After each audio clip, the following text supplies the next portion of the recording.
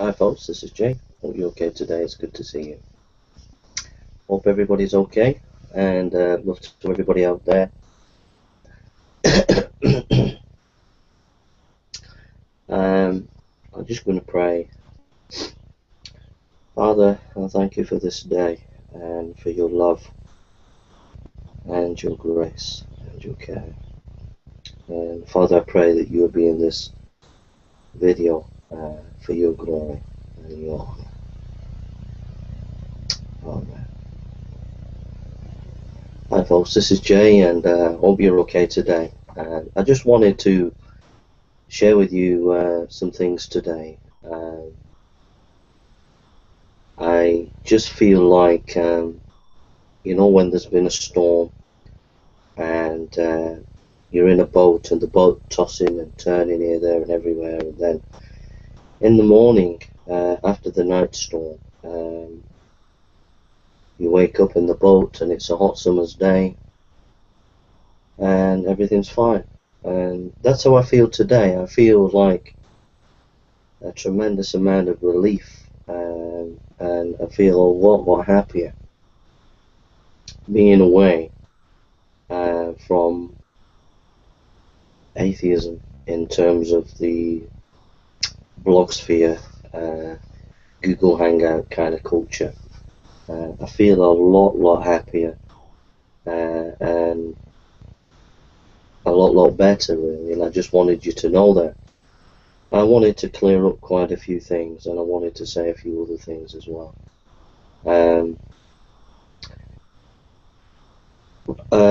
I just there's so much I want to say, really. That's my fault.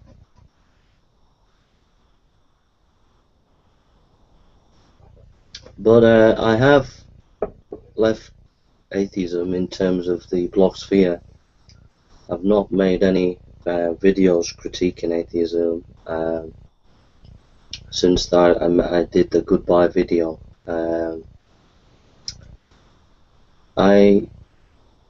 I don't know if I'll leave YouTube completely. I have been making Bible teaching videos and still scholarly videos, and but not on this channel, even though I've uploaded other people's material and some of my old material.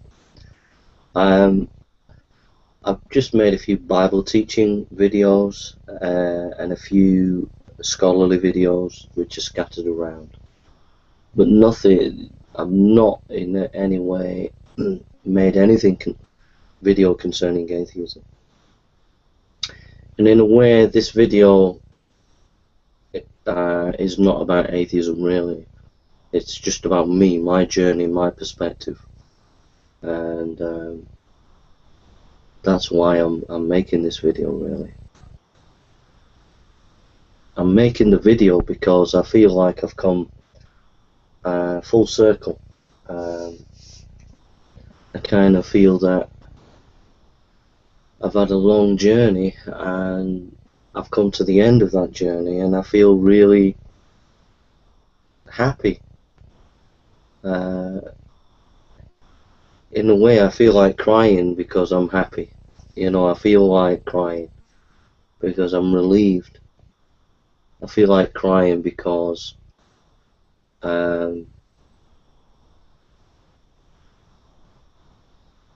it's like someone climbing up Mount Everest, and you get to Mount Everest, and then at the top of the mountain you look down at the scenery and you want to cry, you want to fill up because of the view. And in a way, as I look back over the last 4 or 5 years, I want to cry because I can see my journey, I can see where I came from, I can see it more clearly now than I did at the time.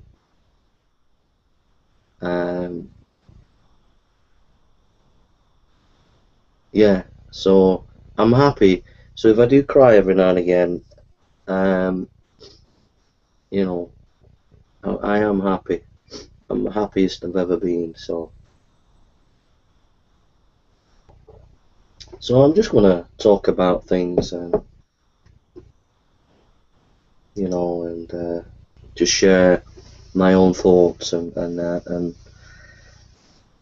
that's what I want to do in this video. I want to clear up some matters. This is not trying to engage with the atheist. It's for a handful of people out there. This video is for a handful of people out there who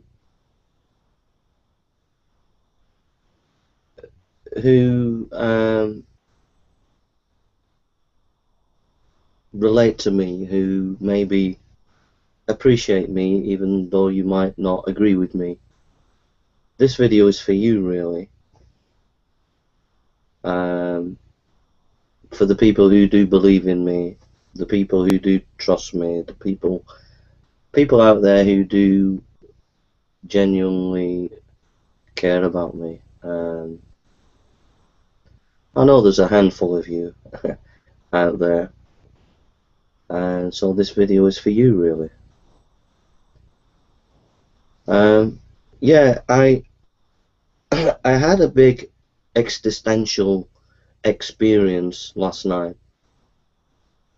One of those kind of big sort of experiences, and I went on the archive channel, which I'll get back to in a minute.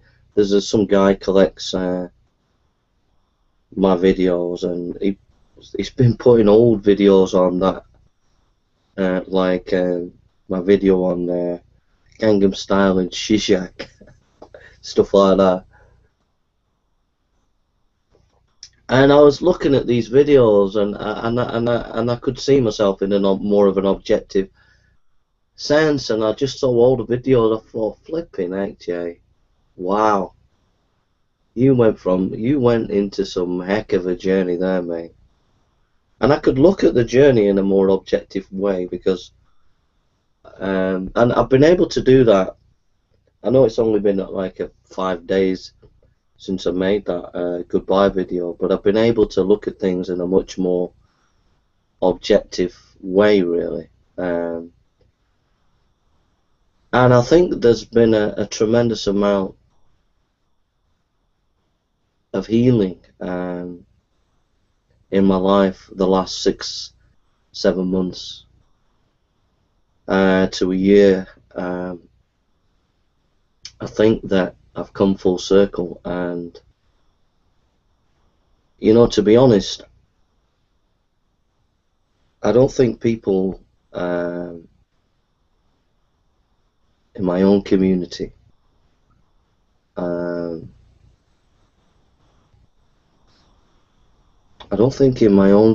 people realized how broken I was. You know, I was pretty screwed up, to be honest. I was really 5 years ago, I was really broken. I really was broken. I mean, I was really on my last legs. My brain had completely seized up because of the stress, because of stress it really had. And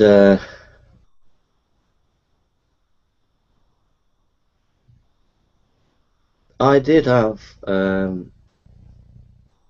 there was 2 years, at first 2 years, about 5 years ago, I was on medication. For 2 years I was on medication to help me with my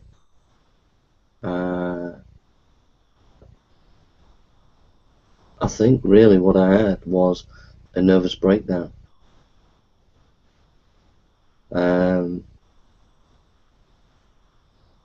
Now, I'm not playing the victim, because I don't want to play, I don't want to, I'm not trying to play the victim card, because at the end of the day we have to take responsibility for ourselves. So I'm in no way trying to play the victim card, because I'm not interested in that. I'm just interested in telling you my reflections about looking back over my life over the last 5 years and how that's led to my interaction with atheism.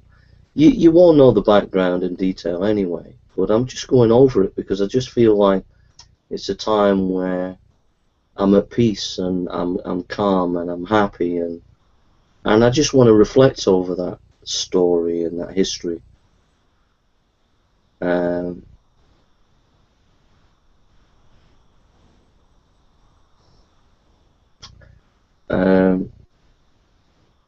I think that yeah, so I was pretty screwed up, really. I was a broken man, as you all know. And it's only recently, it's only now that I'm at a level, a kind of level, a peace, a happiness, a joy, a contentment, a level of stability. That is because of the work of street preaching and evangelism that has developed. It's principally because of that, and allowing also time to heal. So the measure of allowing the brain to just heal and allowing time to do its healing work, and also the positive outlet of doing the street preaching and evangelism, because there's some good guys that I've got together with. You know, there's at least four guys that I'm very close to, and I really respect them, you know. And then there's about 8 that come regularly with us, and then there's even more than that. And it's a good ministry because we go into Manchester, we go into Liverpool now. But when the university is on, we go to universities and we go and discuss and debate with the students and things, and I really enjoy it. I really love it. Excuse me. And all the experience that I've had with atheism has been brilliant training for street preaching and training for evangelism and going on the university campuses. Because the atheists have taught me a lot about making sure you've got evidence, making sure that you think through your issues. You know, not all atheists, but there was a group of atheists on YouTube that were very tough-minded and would hit you hard with unkind words under the comment section and whatever. And I would get thousands of those a week, and kind of that toughens you up. So when you're street preaching, you get a lot of flack. You get a lot of people that say things that are not kind. But when I've been up against these atheists on YouTube, I can take it on the ground in Manchester, wherever, because the atheists toughen me up. So the atheists, in a funny way, have prepared me for this work that I do, because I get into a lot of discussion and debates with Muslims and atheists and agnostics. When the atheists who I meet, not all of them, but some of them, when I start talking about historical Jesus studies, when I start talking about Hitchens, Sam Harris and Dawkins, their eyes kind of pop up and they think, whoa, they're really surprised. They don't expect a street preacher to have been able to have read those stuff and things like that. So when I talk to people and they ask questions, I'm able to deal with them in a way that I would not be able to deal with them before. Just being a pastor and a preacher, in that context, you need to be a bit more. You need to be You need to have read widely. You need to have read the arguments of opposing viewpoints when you're on the streets, because people will ask you tough questions. They will. You meet all sorts of characters from all different sorts of life, and so you need to be a person who knows what people are thinking, what writers are around that they might be reading. And being with the Atheist over the last 5 years led me to do a lot of study. I did a lot of study on the freedom of the will, did a lot of study on Mithraism, I did a lot of study in topics that I enjoyed. I did do a lot of study on.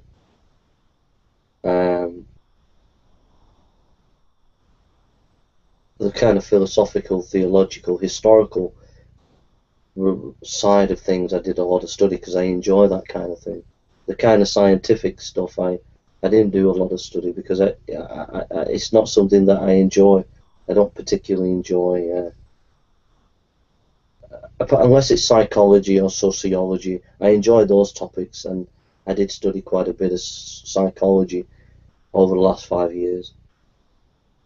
Sociology, anything like that, I don't mind. The kind of hard sciences, physics, biology, those are two topics that don't really interest me, really.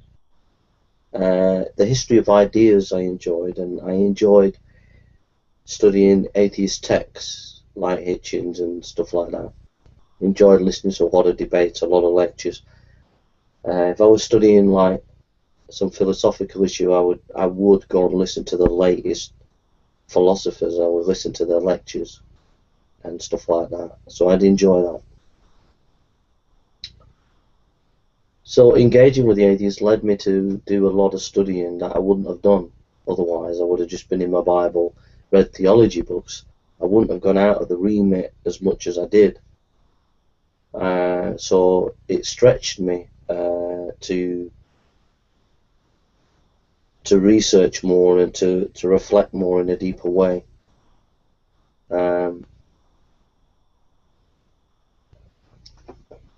So in a funny way, being with the atheists, sorry about this, being with the atheists really helped me to prepare me for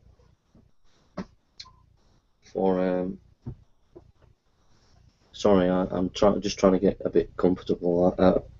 I like to put my foot up on there, so I'm just trying to work it out. I don't want to knock the wire over.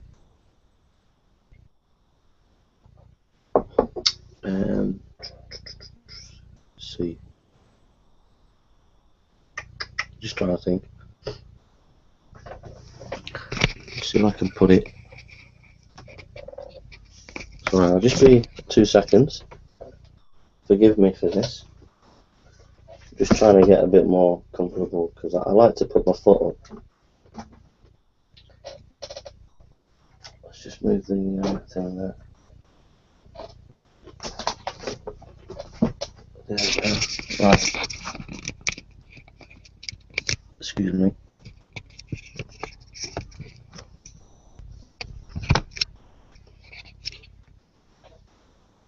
There. How's that? So where are we going with this? Well, yeah. So that's better. More comfort. So being with the atheist over the last 5 years, really pushed me back to do research and study in various topics. I immensely enjoyed freedom of the will. Listened to lectures by Sam Harris and Daniel Dennett, read articles and papers, read the whole history of the freedom of the will, and No Plum 99, I think it was, made a video about it and stuff like that. So I enjoyed that. I immensely enjoyed the historical Jesus studies. Really got into that, and the scholarship on the resurrection, as you know. Um, so in a funny way, that was a preparation for the street preaching. And it's not just like I found it very difficult for the last year to in street preaching. I found it difficult to try to find the right way of going about it. And I remember seeing some Muslims. They had a table with books on, so I took their idea about that, and I got a book table and I put books on and literature. But sometimes I would get on stepladder and I would preach out loud, and it was like I was trying to preach to the nation, and it was too loud, and it just wiped me out. But now I've kind of got the right niche of preaching, because what I do is I just relax. I don't use the stepladder, and I just preach at a tone that's more conversation, and it's not meant to try and get everybody to hear me. I just preach so that a few can hear me, and it's more relaxed, and also like the team. There's a team now, a good team that we have, and it's really good. And that's brought a big healing to me. It's brought a big healing. And it's funny because when I was a pastor in a church, I was always frustrated, trying to get people to evangelize, trying to get people to preach, get out and evangelize. I found it extremely frustrating.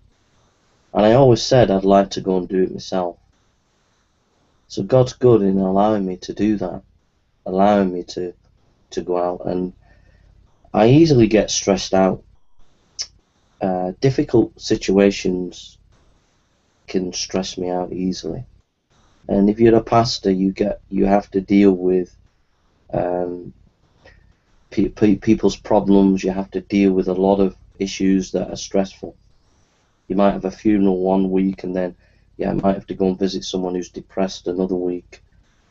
And for someone like me who's got an innate kind of depression, kind of depression I've inherited from my family, and who easily gets stressed out, it's not good for me, because I can if you're doing a funeral and then you visit someone who's depressed, it kind of, if you're like got a depressive nature anyway, it can trigger off in you. So street preaching and evangelism, I don't have to carry those kind of stresses.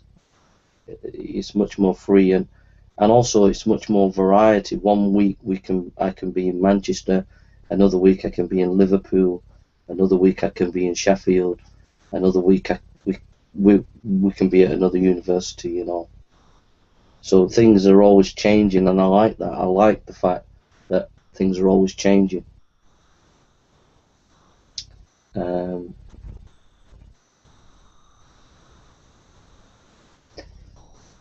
I think that I genuinely would not have made any videos against atheism if I was genuinely not concerned about some of the issues that some of the atheists were doing. I would not have gotten, even though I had motives of wanting attention, wanting to be part of a community, i.e. the atheist community, even though I was struggling with my own breakdown, etc. I genuinely would not have made any videos at all, even for those issues, if it weren't that there were some serious issues within the atheist camp that had to be addressed. Now I know that there are some Christians that have said to me that I really went after these atheists. And I did go after the atheists, there's no doubt about it.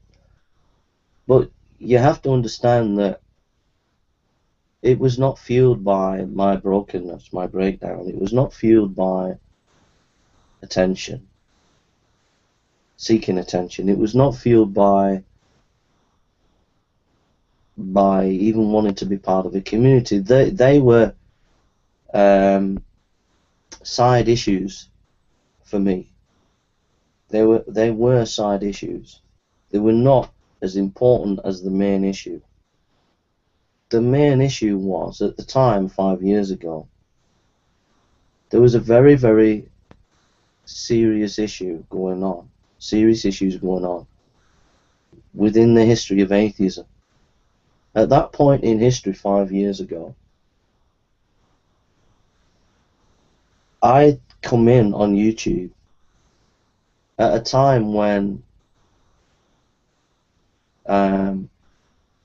a new kind of atheism was at its zenith. It was literally at its zenith.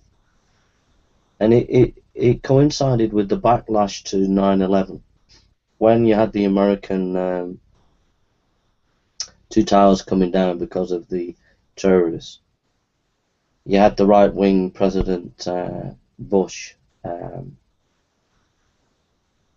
of using Christianity for political purposes of going off and going off to war. And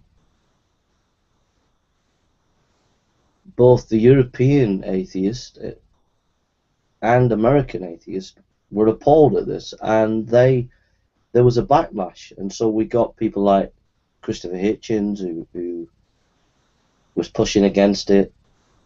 You got Sam Harris, you got Dawkins and others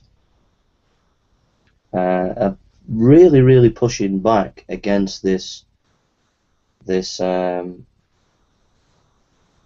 religious right in America. And on the back of that, you got people like Thunderfoot, Iron Ra, The Magic Sandwich Show, Non-Stamp Collector, many well-known atheists on YouTube. In this kind of movement that was absolutely dead set on stripping down, breaking down this religious right in America.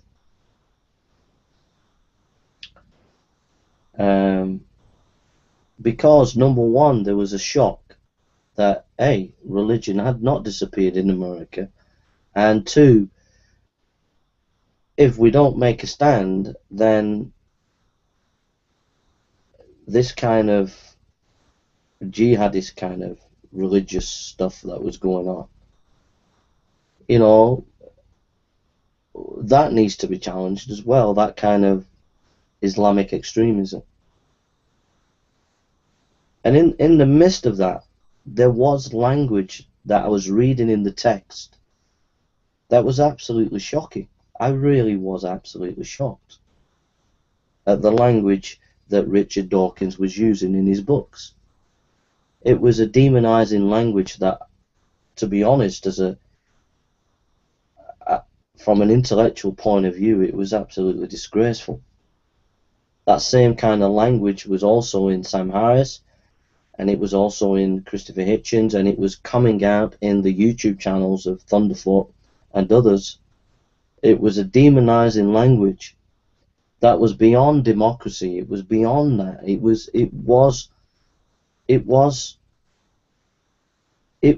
was fascist, to be honest. I'll give you just one little example of the fascism of this kind of atheism that really I found shocking 5 years ago. At Reason Rally, the vaunted atheist,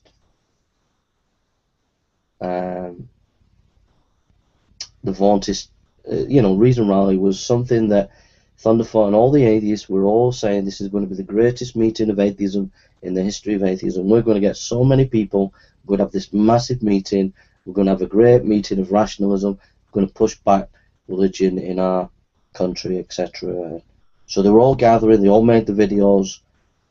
Thunderfoot did his histrionics, you know, as if he was Winston Churchill of the atheist and stuff like that. And at the meeting at Reason Rally, there was one meeting where Richard Dawkins gave a talk, and this is a more or less quote of what he said. I'm doing this from memory, but he basically said we should shame Christians for believing in the Eucharist. That's exactly what he said. We should shame Christians for believing in the Eucharist. Now, that is not normal democratic language. That is not normal language to be using. That is fascism, basically. It really is fascism. You might not think it is, but it is. It's basically, and what the whole, well, about halfway through the talk, it's basically saying that it was stupid to believe in the Eucharist, and that when we talk to Christians, we need to shame them publicly for believing in the Eucharist. And that's what he's talked about. We need to shame them publicly. Now, I was furious, and I mean this, for all my brokenness, I was absolutely furious. First of all, the Christians in the UK had not got a clue what was going on. The Christians in the UK were living in their own little world of church.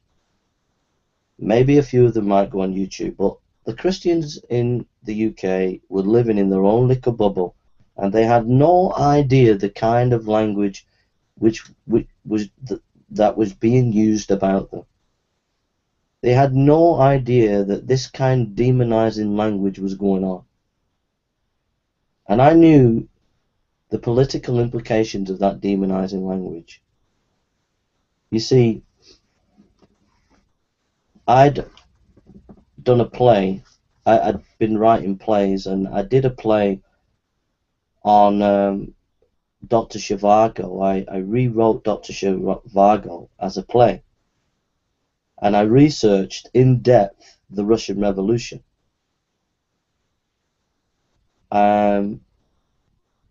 If you don't believe me, I'll show you.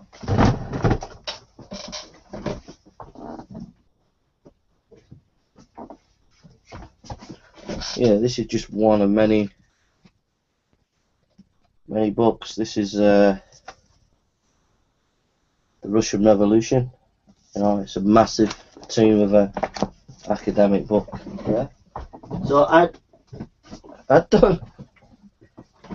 did a play on Dr. Zhivago, and I'd researched in depth. I mean, really researched in depth the Russian Revolution.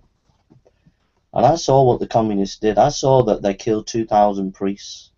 I saw the fact that you were not allowed to bury anybody because it was a Christian symbol. I saw the fact that the language that they were using was this: religion stunts people intellectual growth. We need to get them to think. We need to educate people. So I knew the Russian Revolution in depth. Another area that I knew in depth was the history of the Second World War concerning Bonhoeffer. I'm a bit of an expert in Bonhoeffer studies, and his work on discipleship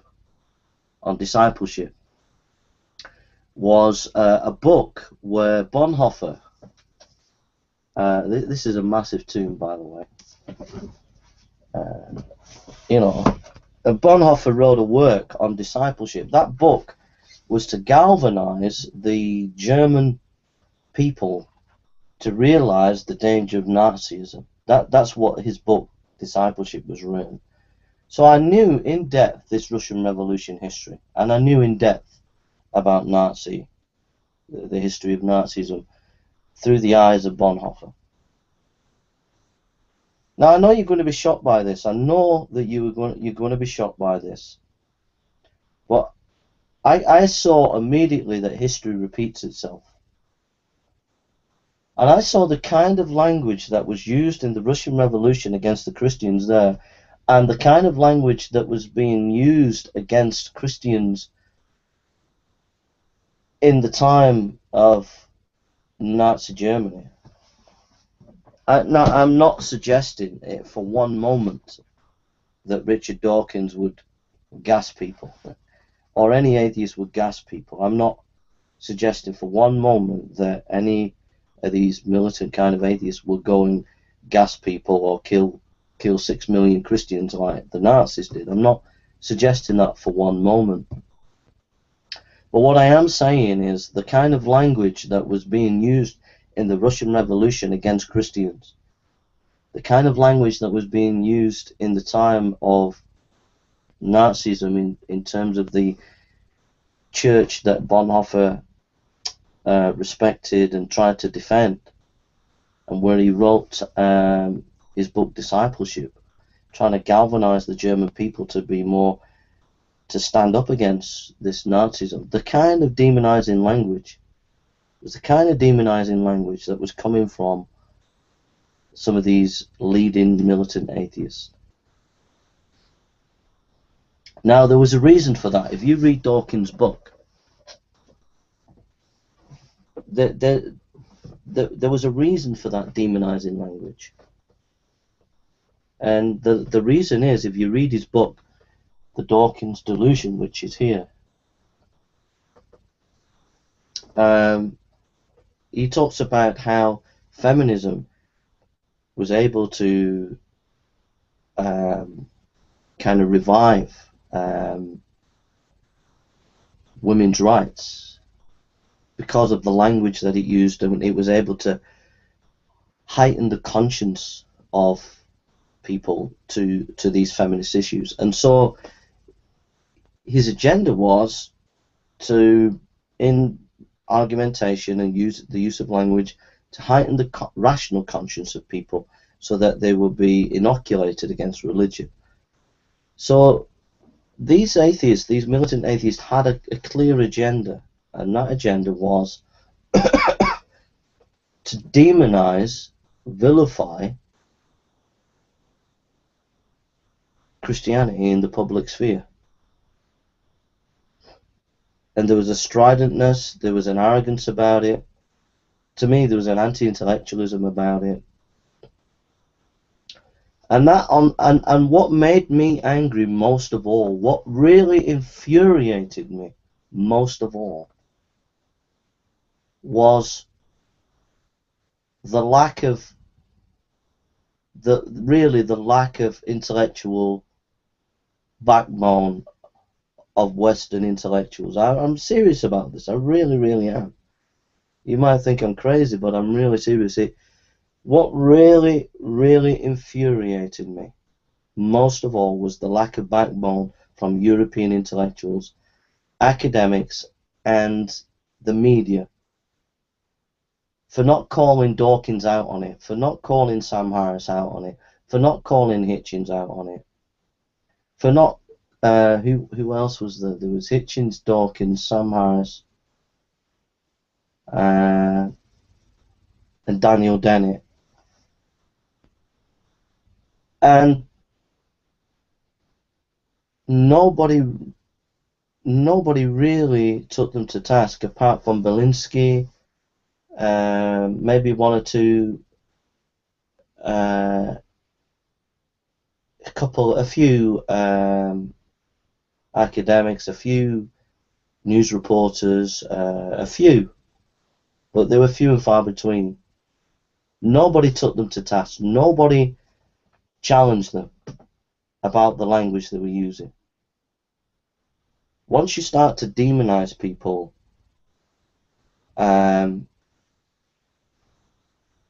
then it moves not only from demonization, it then moves into action.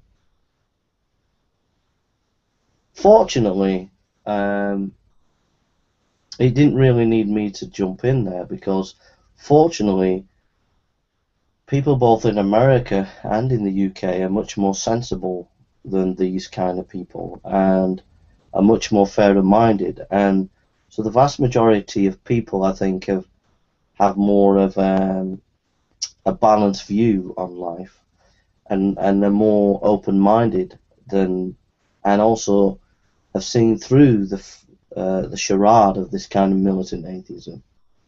So fortunately, it's not done the damage that they hoped it would do. But at the time, I didn't know that. At the time, I was genuinely frightened that this demonizing language would, in the end, push Christianity to the margins of Western culture. So, as I went on YouTube, I saw these major atheists, the language that they were using, had filtered into YouTube land. And not only had it filtered into YouTube land, it also filtered into action, because I not only saw this language filtering into YouTube land, this demonizing language 5 years ago, there was also this action that was being taken by these YouTube atheists. They were engaged in what I would call intellectual terrorism. And YouTube never did anything about it. YouTube, for whatever reason, I don't understand why, but YouTube allowed this kind of cyberbullying 5 years ago to go on. And there were a lot of Christian apologists that at that time were bullied off YouTube. They literally were bullied off YouTube. And I saw this and I thought, I've had enough of this. I'm not taking this no more. So I began to verbally attack Hitchens. I began to verbally attack Dawkins. I began to verbally attack Sam Harris. And then I moved on to Thunderfoot and Aaron Ra and all the others. And I just went for these people. Like I said, there were minor issues of seeking attention because I was hurt, seeking a community, the need for a community. And struggling with my own brokenness. Those were definitely to play. Also, I like being a character. I'd watched a program about actors and how they became famous, and part of that documentary was about being a character, that if you're a character as an atheist, not as an atheist, as an actor, that helps your persona. So I began to develop a character, like a cartoon character on YouTube, where everything I did, I would exaggerate to the highest degree. And so people would be listening to me and go, is this guy for real? But I developed a character, and I went after these people, and I went after them absolutely hard. I mean, I ripped into these people. And I just went for it. I just went with all guns blazing. And over that time, I literally had tens of thousands of comments from atheists. 99% of them was abusive. And over that time, there was a backlash, a couple of backlashes. There was a backlash concerning Christopher Hitchens. He had a meeting with this little girl, and I made a comment on it, and there was a huge outcry, massive backlash on that.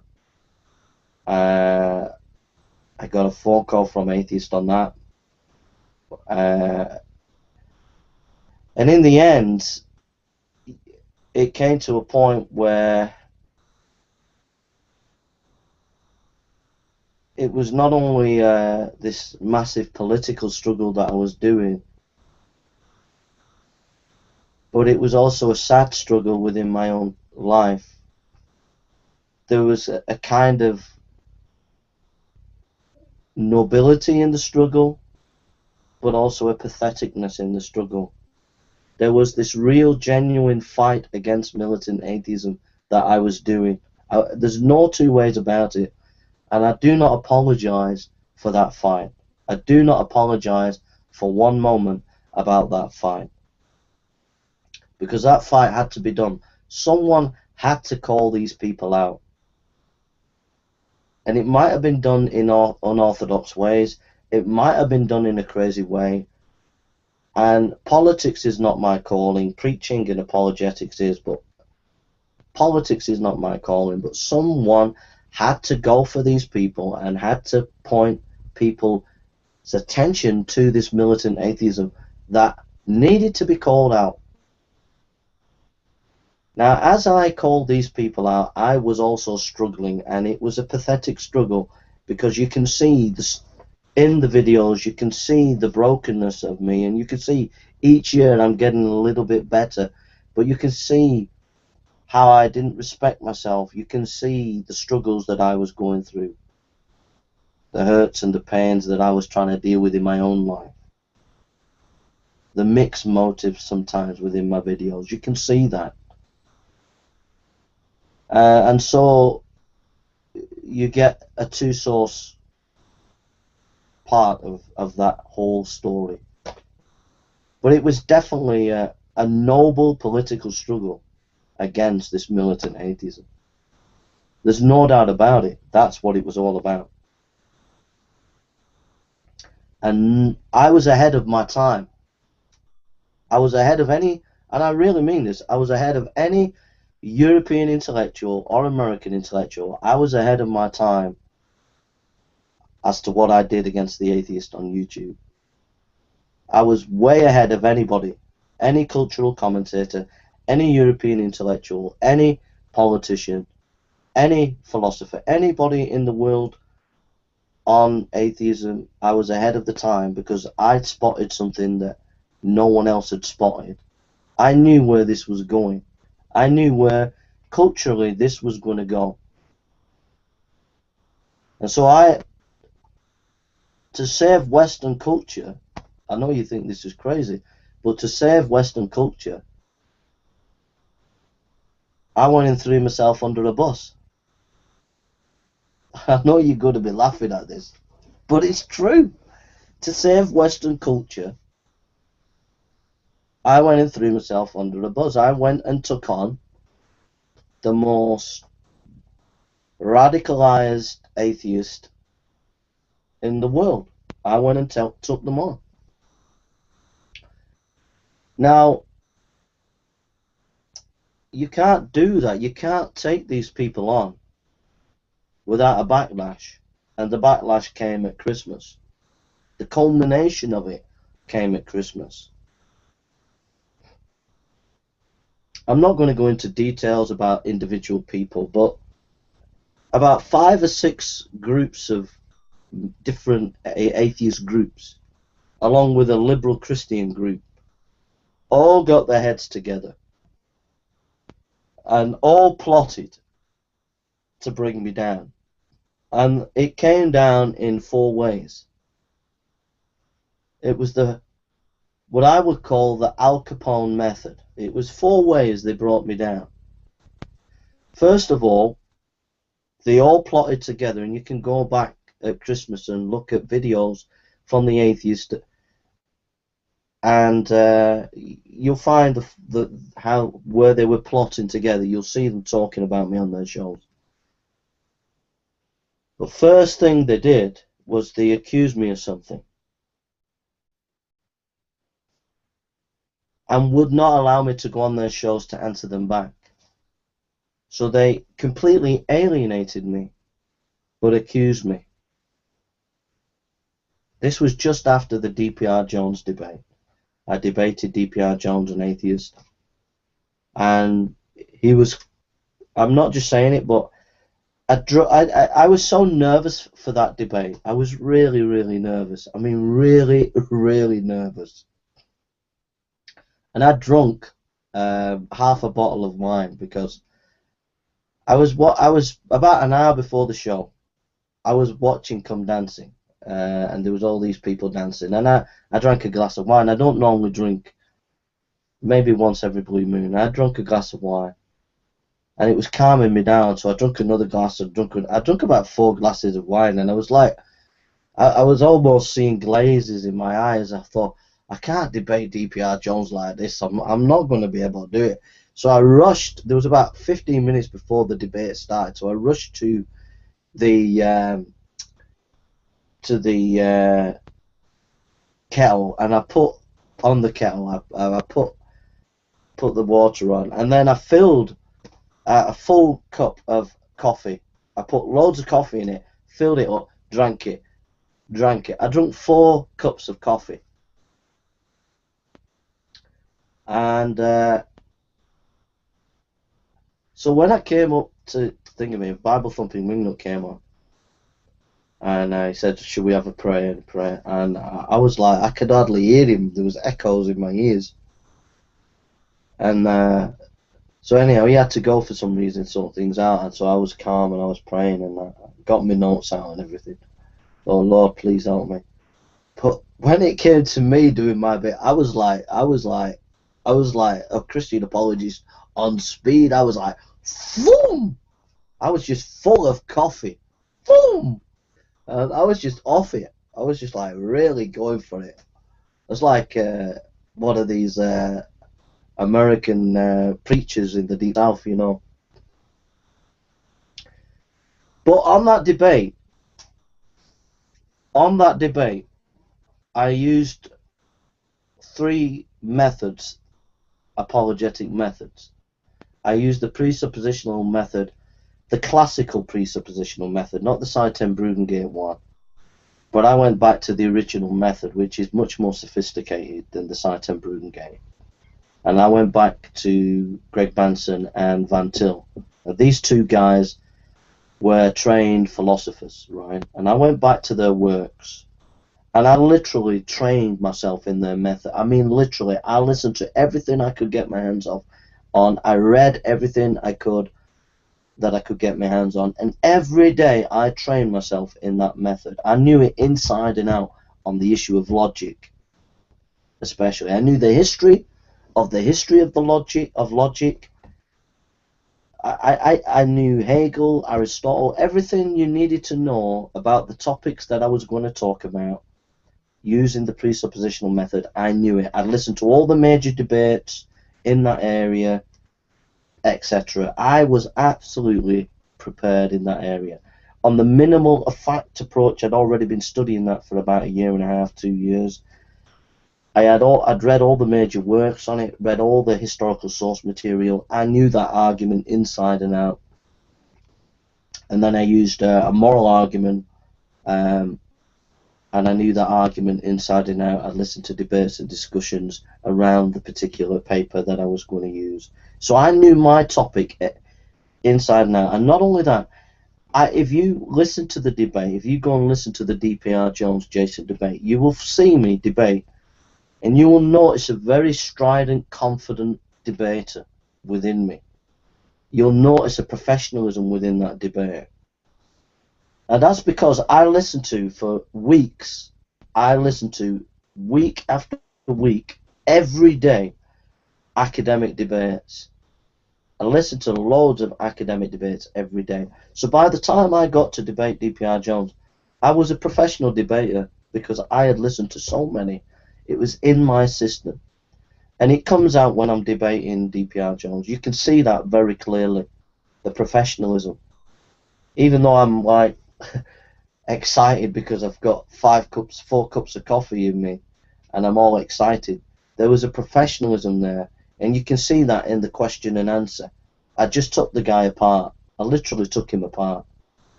And the atheist accused me of plagiarism. Now, normally in an academic debate, you would hand in your paper. So we didn't hand in the paper, so it was not a proper academic debate in that sense.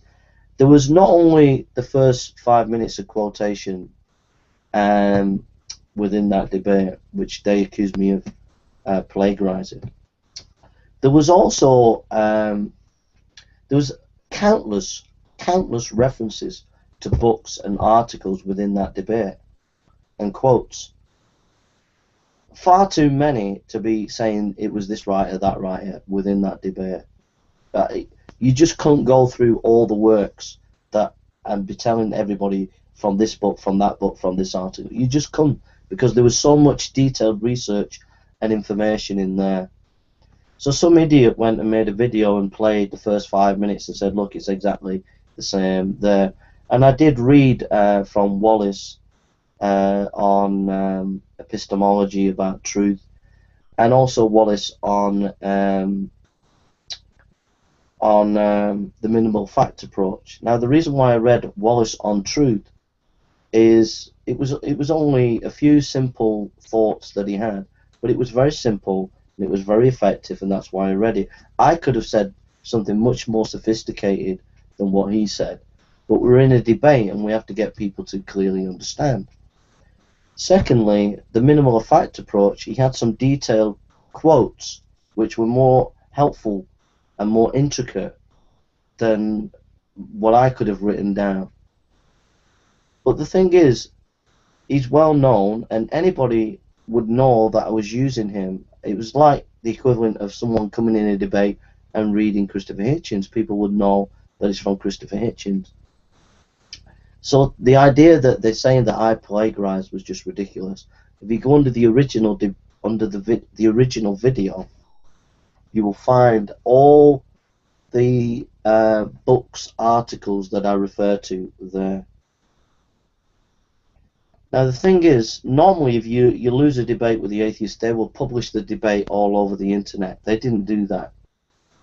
They kept it quiet. They've kept that debate quiet. They've like hushed it up. They've not advertised it. They've not told everybody about it. They've kept that debate absolutely quiet.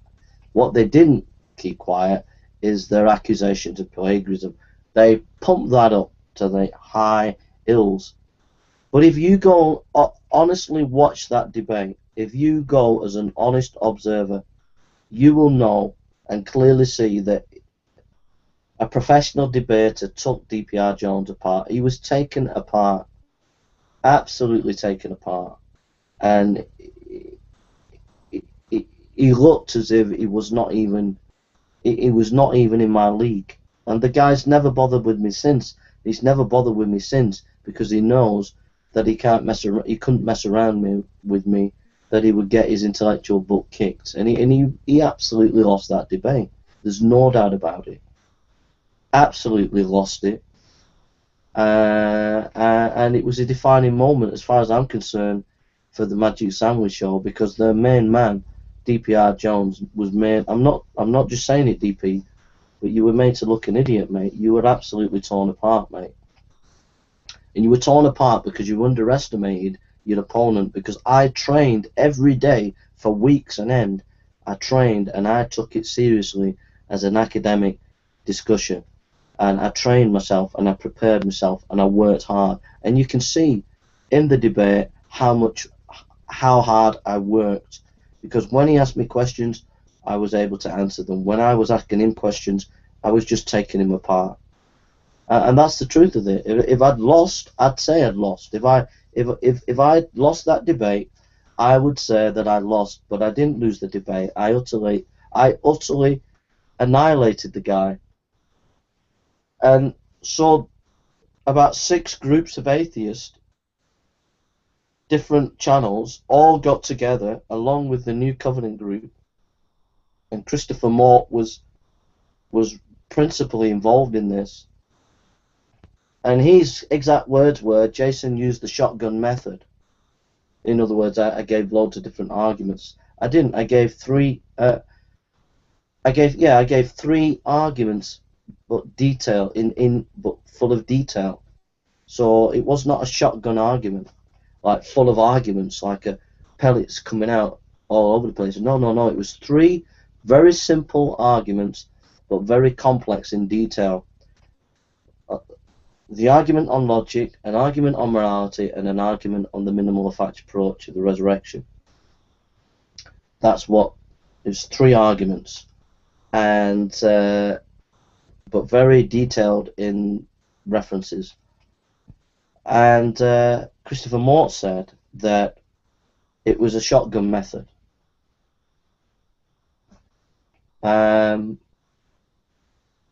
Dr. Jones was sat on his settee at Christmas and he was laughing at it, and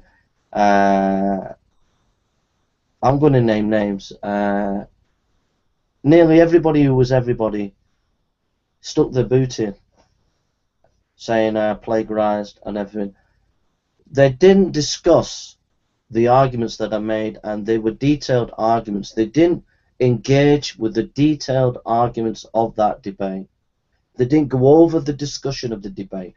They didn't discuss the intellectual challenges of the debate, the intellectual nuances of the debate that I brought in. I brought in one particular argument that was very, very nuanced in the moral argument and very important.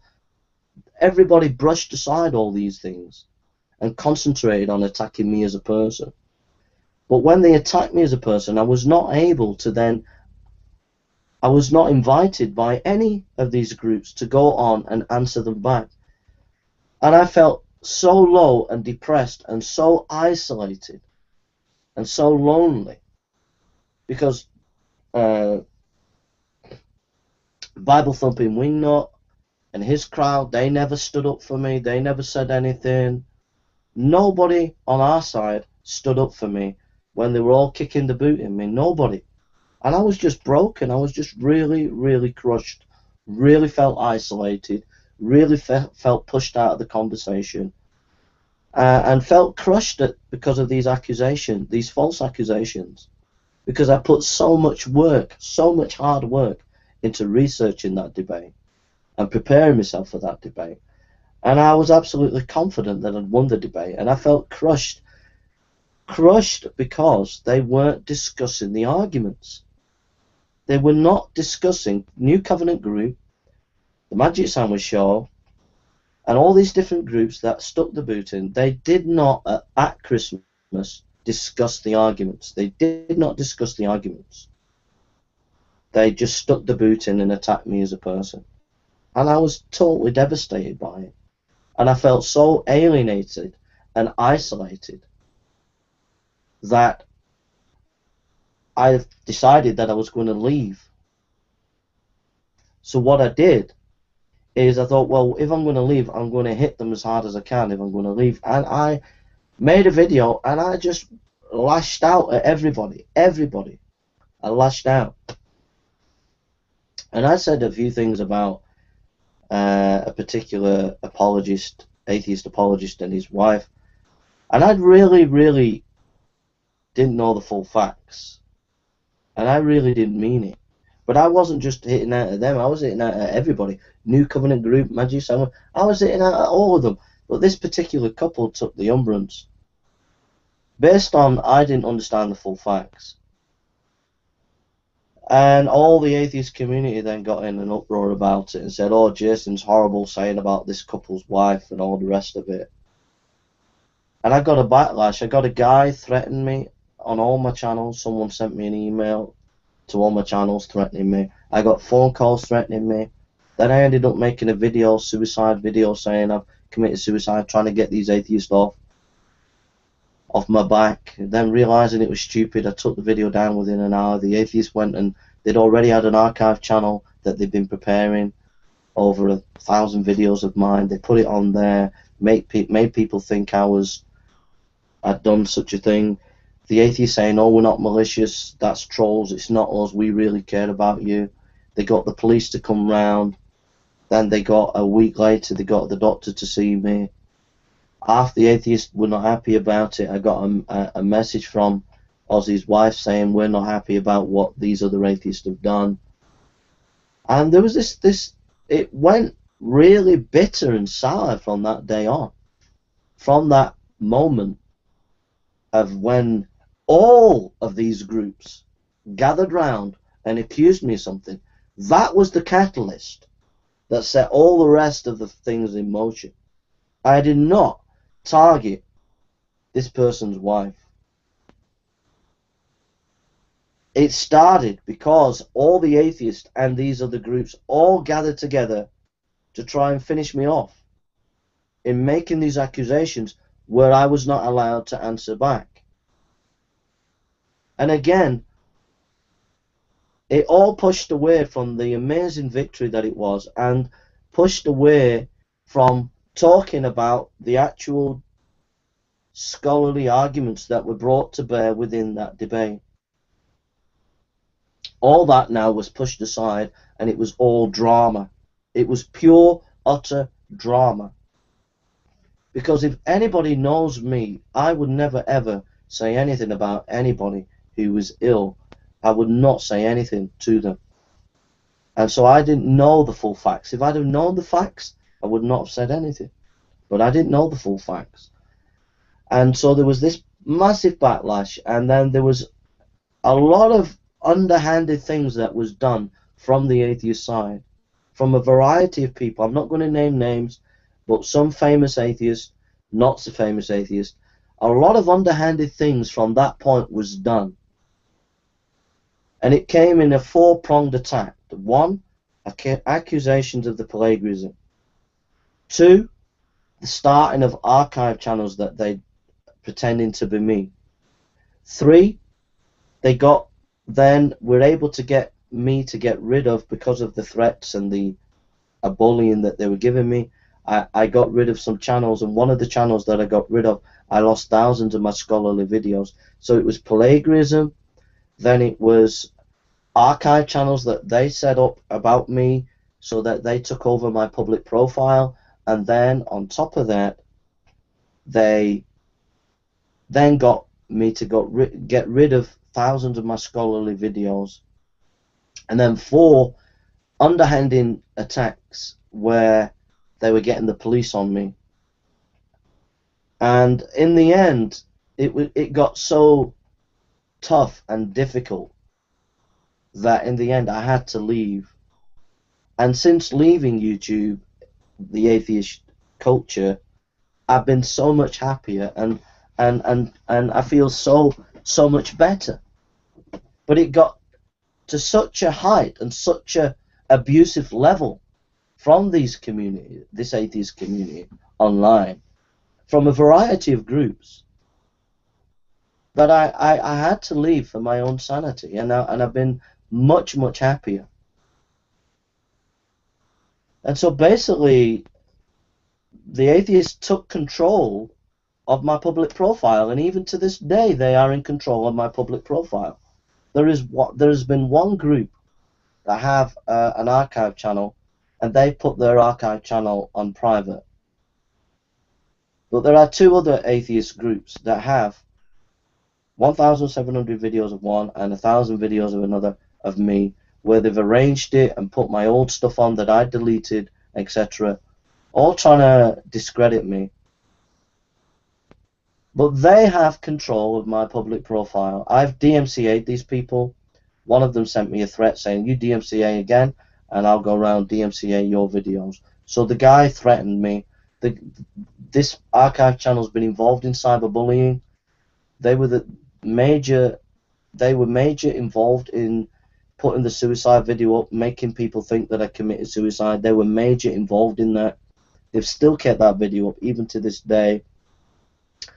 And, you know, totally irresponsible, allowing people to make comments that are just completely unfair and irresponsible. They're people that are in control of 1,700 of my videos. They're irresponsible people. I can't DMCA them. I pleaded with the atheist community to get them off. They didn't do that. They say, "Oh, it's your problem. It's your responsibility. You made the videos." But it's dirty, underhanded tactics, because nobody, no atheist, no Christian has 1,000 videos of Thunderfoot, 1,000 videos of Iron Man. Nobody, no Christian has done that to any atheist, but they have done it to a Christian apologist.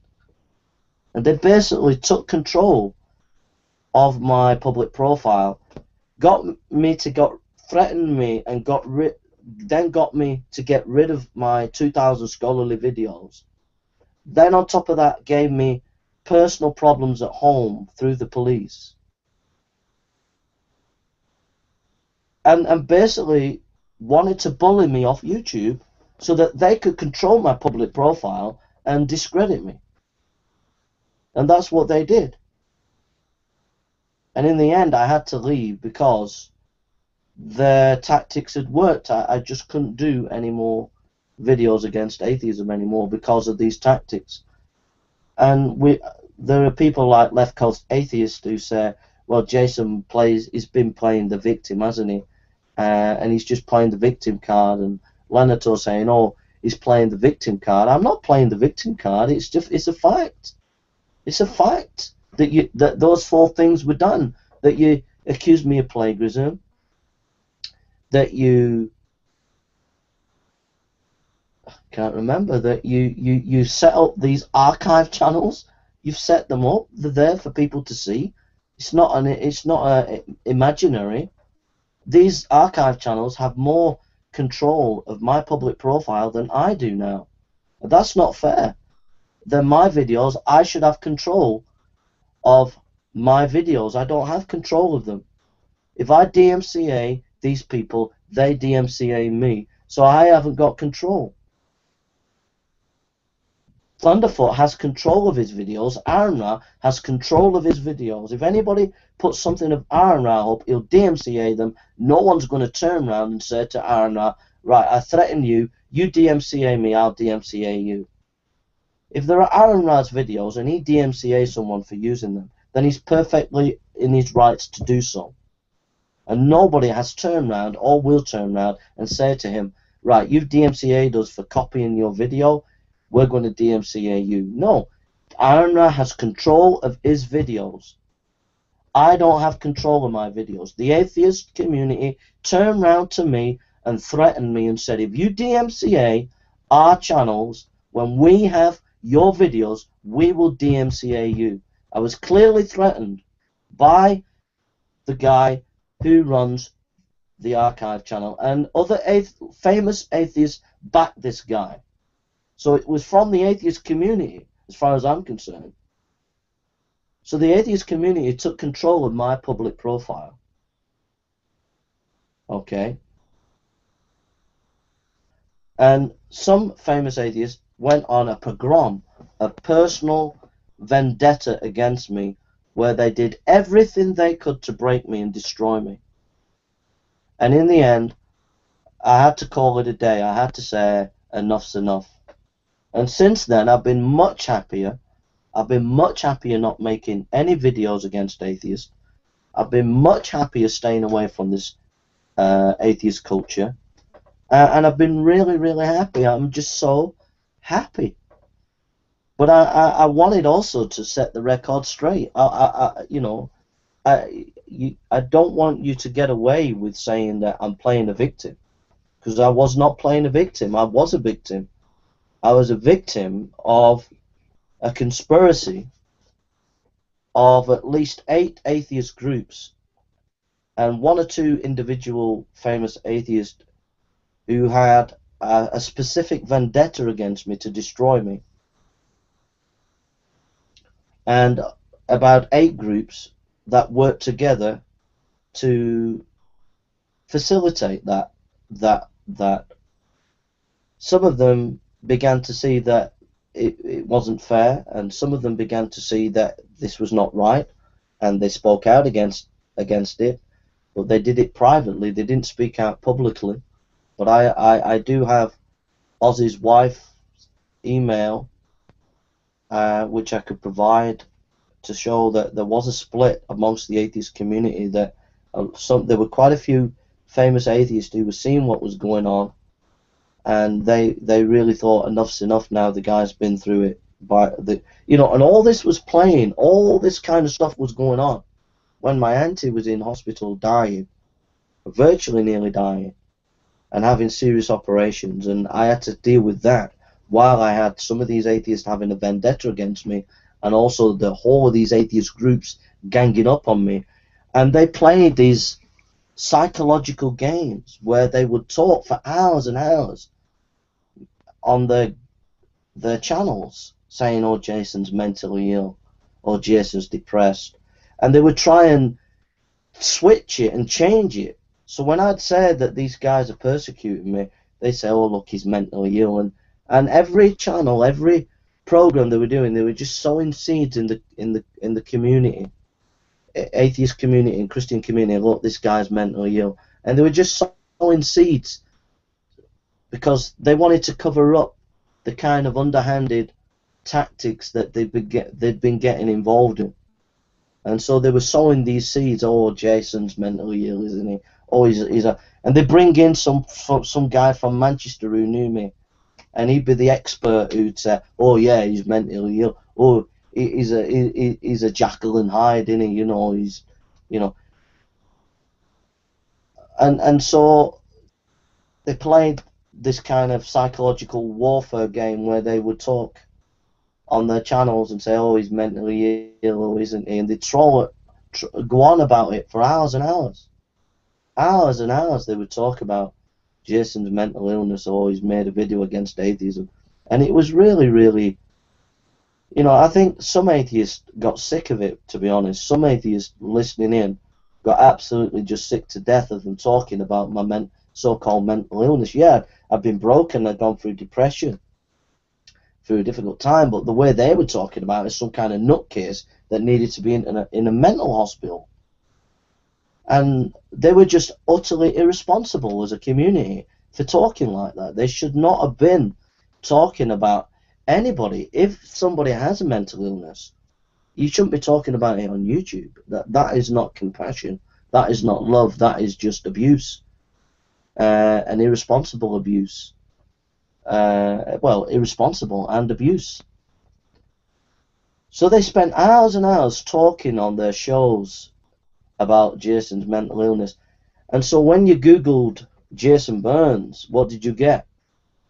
You get their Google Archive channel come up. Yeah?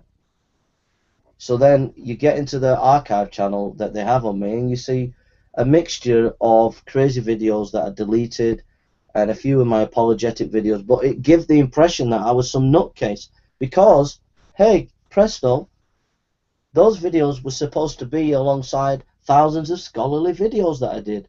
But hey, presto, they bullied me off YouTube and got rid of those thousands of scholarly videos. They forced me to get rid of them because of the abuse that I got. I had to pull the channel down. So you go and Google Jason Burns, you get this archive channel that they've set up, and other archive channels, and you go on and you see these crazy videos, and then you have these shows that they do, Jason's a Nutcase. So you type in Jason Burns, you see their conversations about Jason, and you see their archive channels, and you think the guy's a fruit and nutcase. But what you don't see is the thousands of scholarly videos that I did, which I spent hours and hours and weeks and months researching. You don't see them. They're gone. If you saw them, you would get a different impression. You'd say, yeah, Jason's a bit of a crazy dude, but look at that. He's done that scholarly video. He's done that scholarly video. You get a different impression. So they basically took full control of my public profile. And after Christmas, because I'd lost my thousands of scholarly videos, I was able to get back up, make some new videos, some new scholarly videos, and get some preaching videos up. And I was able to get about 5% of my public profile back. So now you can go and look around and you can see just a handful compared to what used to be of my videos. And you can get a different impression, but they're 95% in control of my public profile now. And they control that as atheists. And so the atheists will say, oh, it's no good playing the victim. He's playing the victim. I ain't playing the victim. They've taken control of my public profile.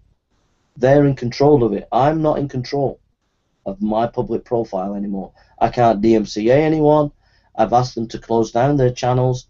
One channel, archive channel, has put things on private. There are 2 to 3 others that have not. So they're still in control of my public profile.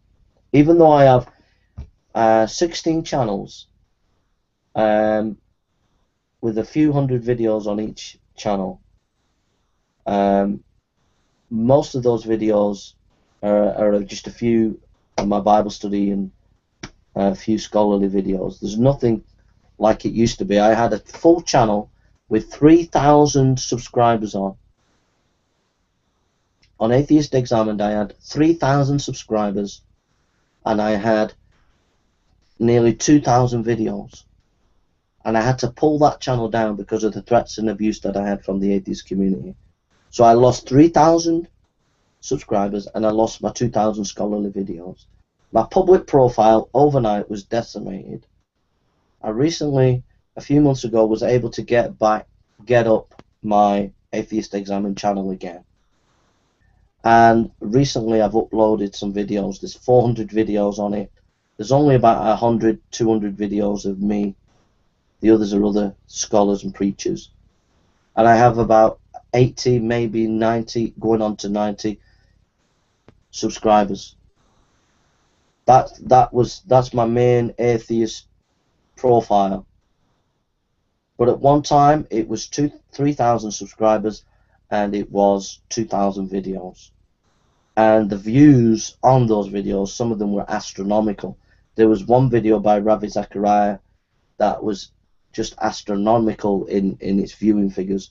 There were some amazing, massive views on some of those videos. And it utterly decimated. And now they control my public profile, especially in the area of how I used to deal with atheism. They completely control that as atheists. And they did that as a community. They were all involved in that. They all supported that. And they've all maintained it even to this day. There was only one voice, Ozzy, who said we should pull them down because he needs to move on. That was the only atheist voice that came out against these archive channels. But the rest, so when they say, oh, he's playing the victim, I'm not playing the victim. They completely controlled that output. And they control it to this day. You know, I'm not going to let you get away with that. You need to be called out. That is cyberbullying to the max. And you have to be called out on that. If you had any integrity as an atheist community, you would pull all of those archive channels down, and you wouldn't do it at all. If you had a handful of my videos and you asked permission to use the videos, then that is respectful, and I respect that, and I would give permission for that. But I in no way give permission for any atheist group to have more than 5 to 10 of my videos. And so you've got at least 3 channels where you have at least 1,700 videos on one, 1,000 videos on another, and you do not have my permission to do that. And if I could pull those channels down, DMCA them, I would. But because you've threatened me, I can't. That's cyberbullying in my book. That's abuse, and that is picking on someone. And you got away with it, and nobody's done anything about it. Not the atheist community, not anybody has done anything about it. Those channels caused me a lot of heartache, a lot of pain. They're irresponsible.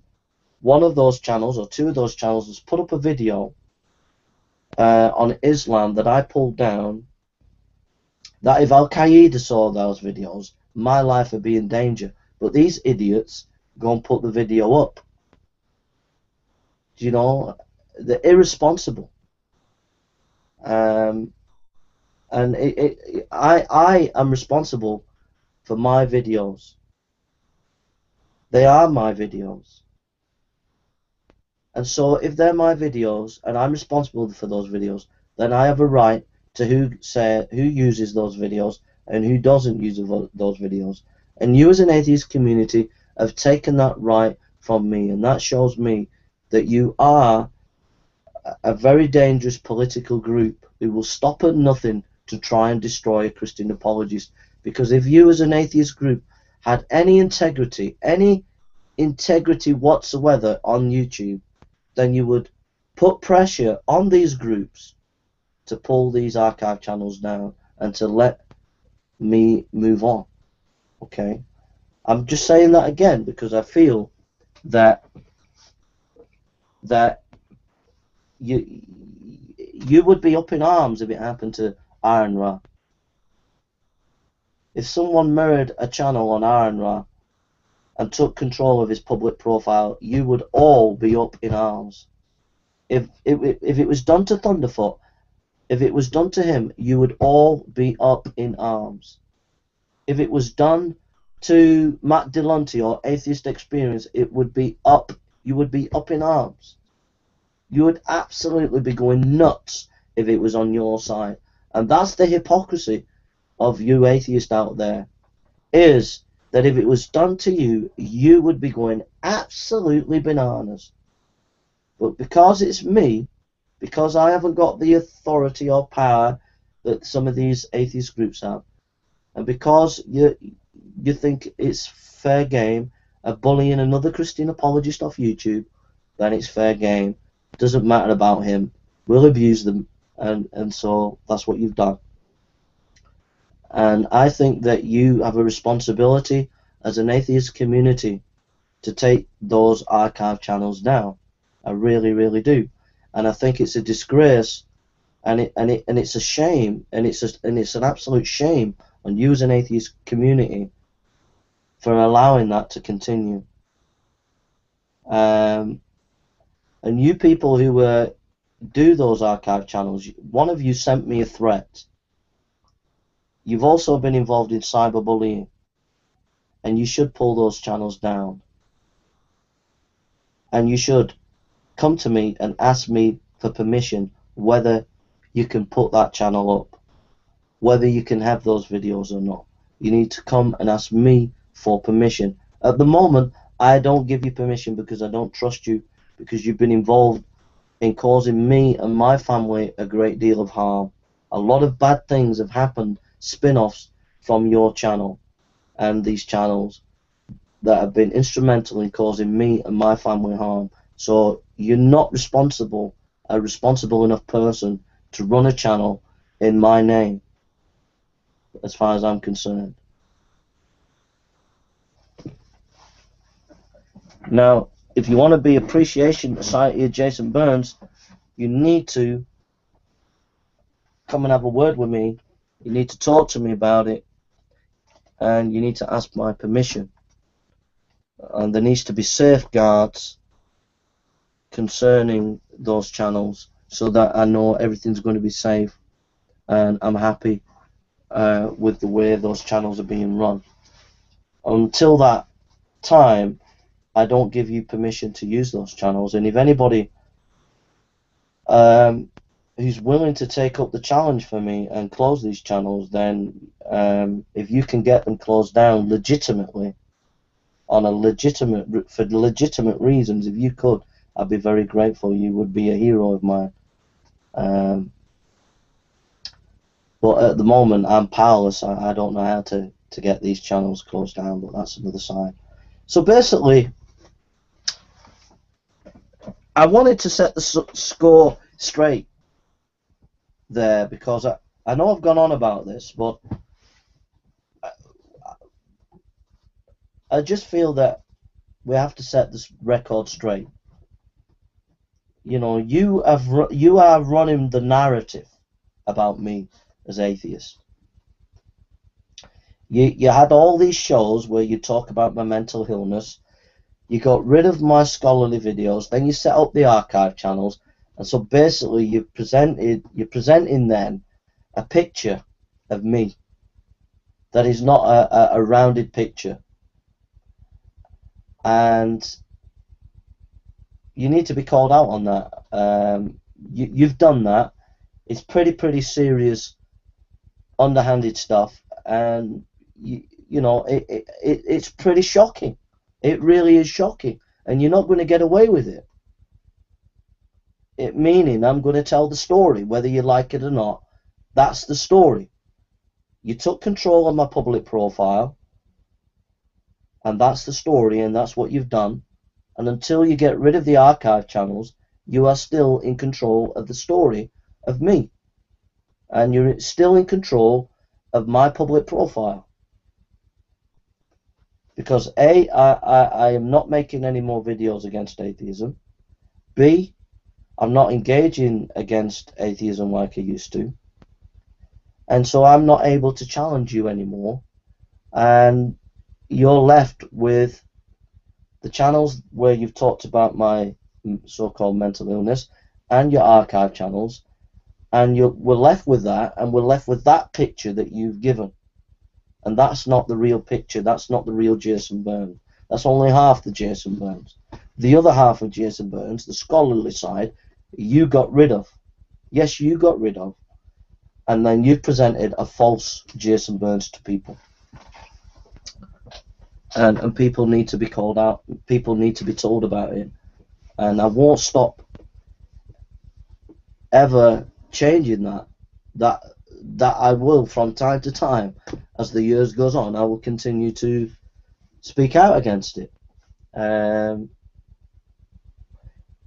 so long as I can make live videos every now and again, then it's always, the pressure's always going to be on you, not on me.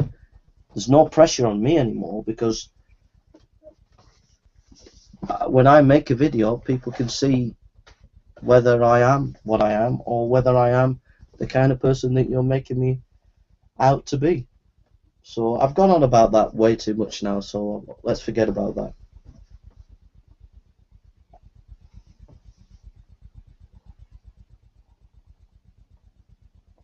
So to cut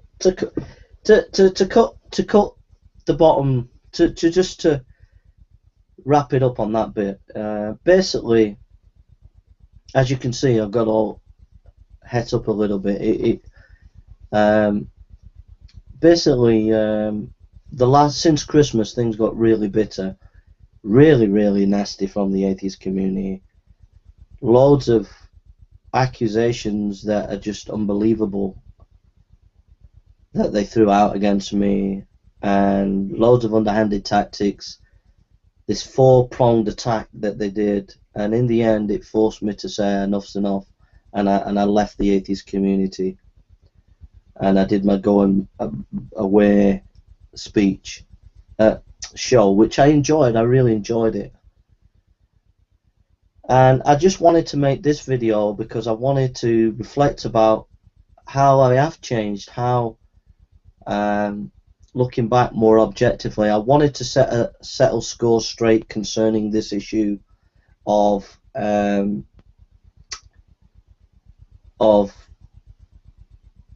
Christmas, the horrendous and massive conspiracy that was against me. There was no doubt about it. There was a conspiracy, and you did aim to get rid of me. And in the end, I had to go because of the pressure that you put on me and my family. I had to go. You know, so I want to make that clear, that this idea that Jason is playing the victim is just completely not true. The fact is that there was victimization going on since Christmas, and there's no doubt about it. You can see that. You can go to the atheist shows. You can listen to them talking about my mental illness. That's victimization, because people are Googling in Jason Burns and they find all these shows where they're talking about Jason's mental illness, so-called. That is so that you can present to people a side that actually this is Jason. Once people are listening to that conversation, then some people will buy into that conversation. Fortunately, some atheists see through it and think, well, they've went on about this too much, it's just ridiculous. But some people will see that and get a wrong impression about me. And then when you've got your archive channels where you've presented all my crazy videos, they put the two together and people think this is a crazy dude. They don't take seriously the noble and the, what I can only describe, ahead of its time critique against the militant atheism. They don't see that anymore. They see a side where you tried to discredit me because of me pointing out that you are militant atheists, you know. So there we are. So you're very, very clever people in the way you can spin things. So, you know, and I want to reiterate to the public that you would not even begin to understand the psychological abuse and personal abuse that was done to me and since Christmas. I've not gone public with all that's happened to me. I've told a little bit to Hogtie Champ. Hogtie Champ knows a little bit, and I've proven it to him. I've shown him the evidence, a little bit of the evidence, but I've not told the full story of what happened to me. If I told you the full story, you would not believe the kind of abuse that I've had over the last 3 or 4 months. You wouldn't believe how horrendous it was. I've not told everybody or told the full story of the kind of things that you as an atheist community did to me, and I'm telling you the truth there. And so I wanted to set that straight, that you need to understand the full impact of the atheist community upon me from some sections of the atheist community was horrendous and caused me deep, deep, deep, deep psychological pain. And that was from some of your people. Not trolls, but some of your key people and some of your groups. And you as an atheist community, you need to take stock of where you're at, and you need to really, really make sure that you change your culture. I'm not going to name groups or individuals, but you do need to take serious stock of your own side. Okay? There are some serious psychological abusive issues that you have as a community that you need to change, and you need to sort yourselves out. And it's endemic in certain sections of the atheist community on YouTube.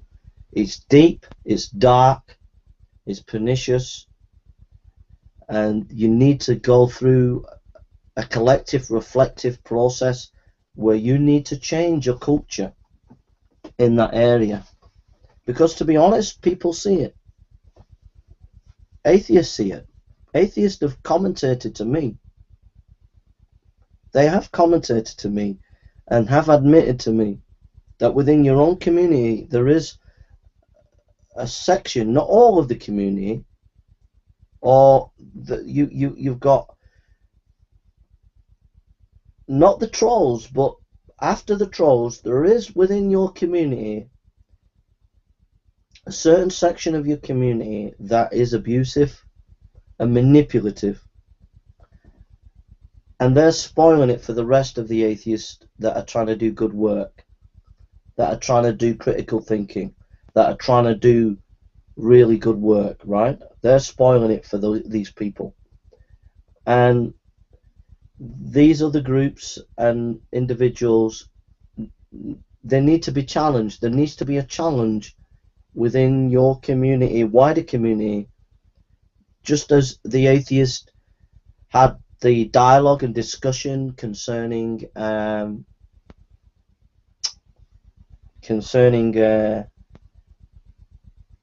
the feminism issue that Thunderfoot and others debated and discussed. There does need to be an internal dialogue between atheists concerning the manipulative and the drama that is instigated on individuals, and there needs to be some critical thinking and some there needs to be something in place within the atheist community where, I don't know, there needs to be dialogue about that within the atheist community. these groups are part of the atheist community. They have kudos. They go on the decent atheist shows, but nobody calls them out. And I think that the reason is that these more militant kind of atheist groups bully people, bully even their own groups, and so I think that you've got to stand up against them. You've got to call them out, and if it causes a split amongst atheists, then so be it. But sometimes some people have to call these people out publicly and say, look, enough's enough. And if it causes a split, it causes a split. But atheism will be better off for it, because atheism, the more decent atheists who do scholarly discussion and debate, will get more respect from Christians. And these other groups will just be isolated and become non-entities. But at the moment, these atheist groups that are militant, because they're sharing the platform with you who are decent atheists, people are looking on and they see you in with these other atheists. And until some atheists publicly challenge these more militant atheists, more Christian apologists are going to get abused, and B, those Christian apologists that can add something to the debate, you're going to lose, and C, some people are going to get hurt on both sides. That means atheists and Christians are going to get hurt. Things are going to be said which are going to hurt both sides, and that's not going to be good. So this kind of culture has to end, it has to change, and things have to move on. And I hope that maybe one day something will happen, a catalyst will happen, an incident, something that will spark off that, yeah, we've got to change our culture. I don't think it'll be done because of me, but I hope that in the future something happens. I hope it's not something really, really bad, but I think that something will happen which will cause a culture shake and a culture change within the atheists on YouTube.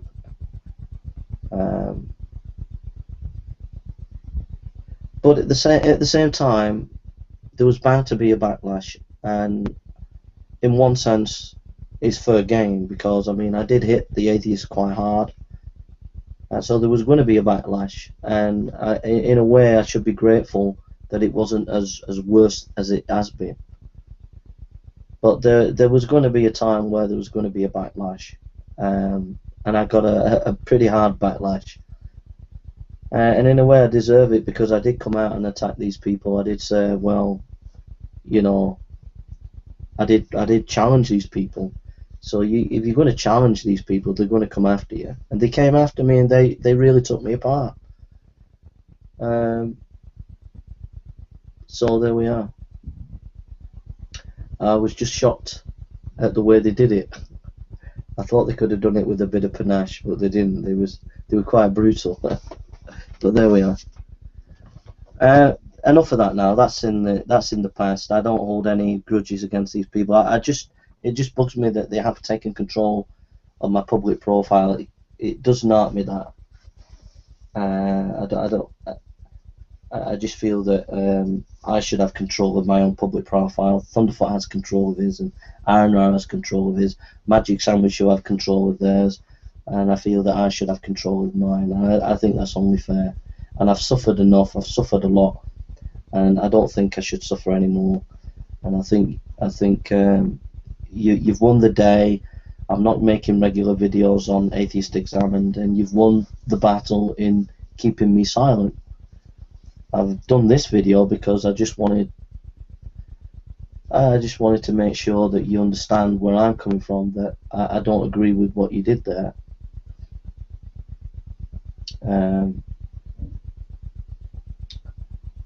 So that's that.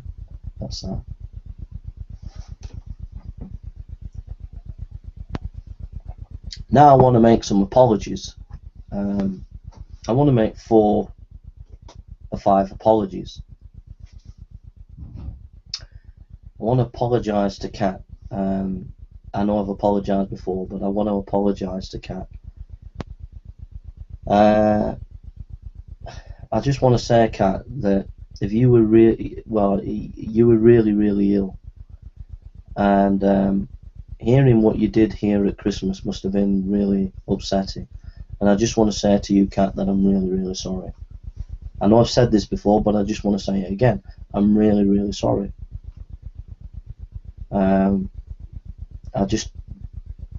If I've upset you in any way in the past, I really didn't mean to, but I'm really sorry that I did. I want to apologise to Aaron Ra. I said, Aaron Ra, that you were shouting at your wife, and the way I played it, the way I said it, it was as if you were violent to your wife, and that was just below the belt, and I'm really, really sorry for that. That was not on, and I really, really apologise. Please forgive me, because that was really, really nasty. I didn't realise it at the time, but it's just not on, and it's not fair, and I'm really, really sorry about that. I want to apologise to Non-Stamp Collector. I said, my exact words were, have you had, what is it, a CRB, child protection policy? Have you been CRB'd? That was really, really underhanded. That was really, really bad. Even though you do cartoons and maybe kids watch it, that was a very, very low-handed thing to say, and I'm really sorry that I said that. I think that's unfair, and I apologise for that. And also, I want to apologise to Fiona. I said that you were a stalker. I said that on the basis of what someone told me. Somebody told me some information, and it was because of that information I went and said it, but I shouldn't have said it unless I'd seen it for myself. So Fiona, I'm sorry that I called you a stalker, because I didn't have the facts, and I shouldn't have said it unless I'd seen it myself. So I apologise for that. And I also apologise to the atheist community for any vicious or nasty things that I said that perhaps were not based on facts, or any dishonest things that I said.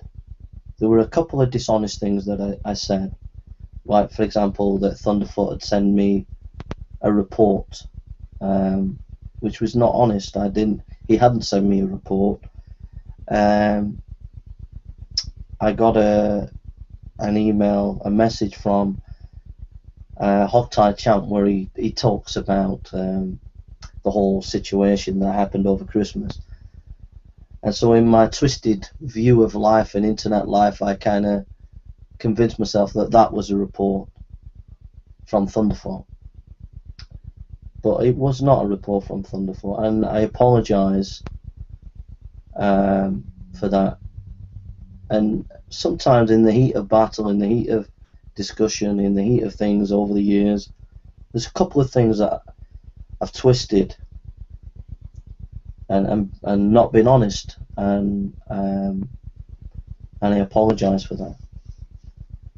I apologise to making explicit if he felt that I was demonising him as a Nazi, and I really can honestly say that I didn't have any implication or any hard feelings or anything towards him concerning that. But if he got the impression that I felt he was a Nazi, I really apologise for that. I didn't mean that, and I'm sorry for that.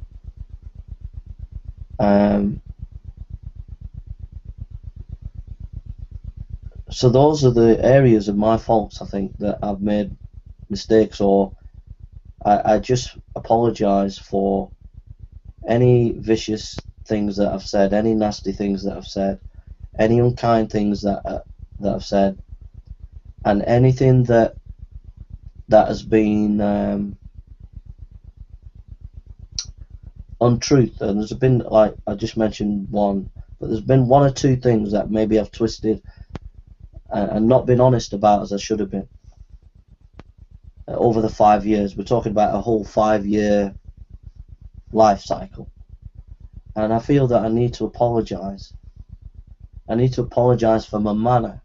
I apologize that my manner on many occasions was not Christian. That I didn't talk in a Christian way. That I wasn't gracious, I wasn't kind, I wasn't loving. And that was on many, many occasions and many, many videos. And I want to apologize to atheists for not being kind, not being gracious, not being loving. And I apologize for that.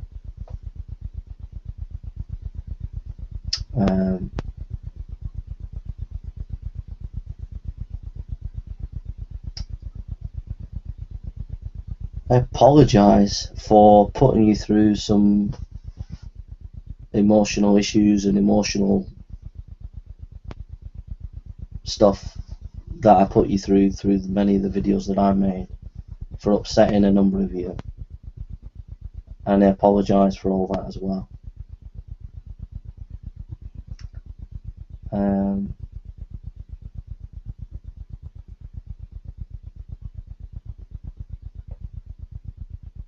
So on the one hand, I don't regret taking on atheism, militant atheism. I don't regret that. I feel that that needed to be called out. But at the same time, I did make some mistakes. I did say things at times that were unkind. I did make some howling mistakes. I did twist the truth a couple of times. Just a couple of times, but I did twist the truth a couple of times.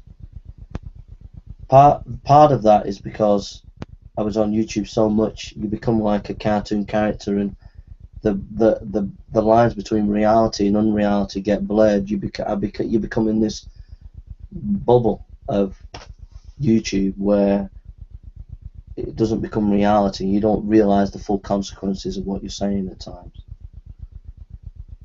And so I apologize for any mistakes that I've made. And if I've upset anybody, I'm sorry. And if I'm just sorry about these things. And even to this day, I'll probably see in a few years' time, but even to this day, I don't realize the full implications of some of the things I've said. But if I have said anything that's been hurtful, then I apologize. I'm sorry.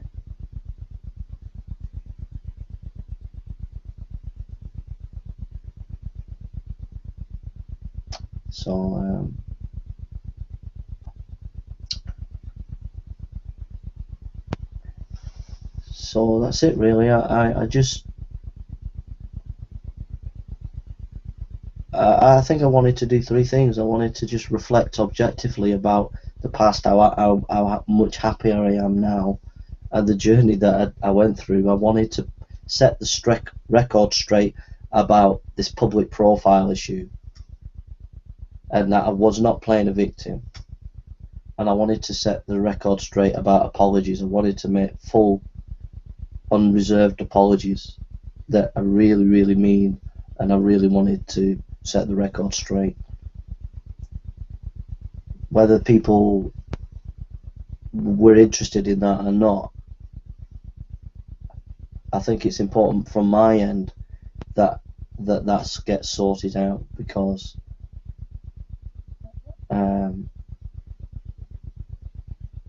you know, I'm a decent person. I'm a person. I am a person of integrity. I don't lie. I don't do these things in reality, in normal life. So to have said things that are hurtful to people on YouTube, to have twisted the truth on a few things, then, you know, that's not me. And so I want to make sure that I apologize for those things, and that things are above board, so that, you know, I have integrity. I want to be a person of integrity. I don't want to be a person that hasn't integrity, and having integrity means you be honest about the mistakes that you've made. And I've made those mistakes and I apologise for them. So that's it really. I'm going to be, like I said, I'm not going to be making I want to say that I am fond of everybody, all my enemies, everybody. I'm always fond of you all. Lenator, Hogtie Champ, DPR Jones, Iron Ra, Redline, Left Court Atheist, Live Life 8072, Negation of P, Essence of Thor. I could go on and on and on, and I can honestly say that I am fond of every one of you, even you, Jim Gardner. The funny thing is with you, Jim, I kind of see myself in you. You're very strong, committed to your atheism, and I'm very passionate Christianity, and so I've reacted quite strongly against you because I see myself in you, and so that's a compliment. So I'm fond of every one of you, and I miss you. I miss you even now, and I will miss you.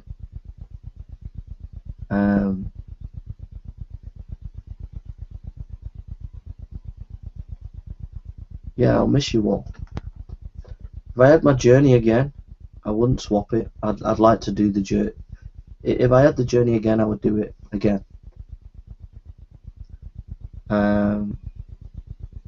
No doubt about it. Because even though it was a crazy journey, I would do it again.